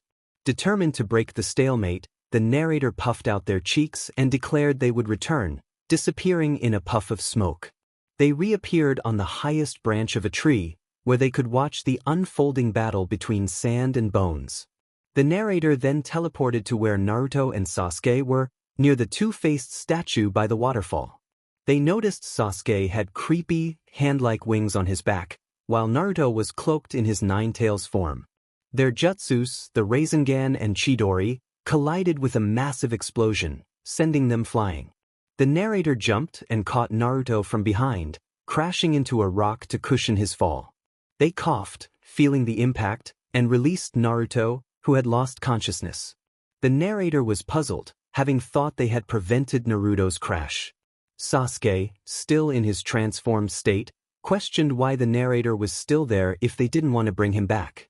The narrator, placing Naruto's head on their lap, expressed their frustration, emphasizing that they had no intention of forcing him home. They revealed that they had come to see Gaara, not to drag Sasuke back. Sasuke fell silent, and as it began to rain, the narrator felt relieved that their tears would go unnoticed. Sasuke approached and dropped his headband, apologizing. The narrator reassured him that he didn't need to apologize, acknowledging his choices and expressing their disappointment in his desire for power over bonds. The narrator lamented the memories they shared, urging Sasuke to reconsider his path. They cried, holding their unconscious brother tightly, wishing for peace between them. They reminisced about Naruto's feelings for Sasuke, noting that he considered him family. With a bittersweet smile, the narrator bid farewell to Sasuke, joking about Sakura's worry. They placed Naruto's head back on their lap, leaning against a rock, closing their eyes, and waiting for Kakashi-sensei to arrive. Suddenly, Sasuke kissed their forehead, thanking them and smiling before walking away, leaving the narrator in a blur of tears. Later, the narrator awoke in a hospital room, disliking the sterile environment. They noticed Naruto beside them and recalled the Akatsuki's threat about the extraction not being completed without them. Realizing their departure could prevent further complications, they considered erasing everyone's memories to avoid being missed. That night, as everyone slept, the narrator decided to remove Naruto's memories, already back in their room after leaving the hospital. The character raised their index and middle fingers, touching Naruto's forehead with a focused expression. A quiet poof signaled their success. They repeated the action with their friends, ensuring everyone was peacefully asleep. After a short while, they reflected on the situation, acknowledging that it was probably for the best. They contemplated returning but decided to focus on the present moment. With memories erased, there was no room for regrets or hesitations. They resolved to leave, believing that everyone would be safe this way. As they gazed into the distance, they performed unknown hand signs and whispered softly, "World transfer." Suddenly, a loud siren echoed in the air. The characters' eyes fluttered open as their consciousness returned. They adjusted to their surroundings, realizing they were on their sofa with the television on, showing an episode of Naruto. A strange feeling lingered in their mind, something blurry that they couldn't quite grasp. They sensed they had experienced a dream but couldn't remember the details. Deciding it was probably unimportant, they skipped happily to their room and lay down on their bed, remembering that school awaited them the next day. Yet, the dream still eluded them, leaving a sense of unfairness in the air. To be continued. The character felt an overwhelming sense of boredom wash over them. They couldn't shake the feeling that the game they had chosen, hide and seek, was utterly unexciting. As they looked around, They couldn't help but wonder why they had picked this particular game in the first place. The anticipation of the chase was nowhere to be found, leaving them feeling restless and uninspired. Each passing moment only deepened their sense of dissatisfaction, and they longed for something more thrilling to engage their mind and spirit.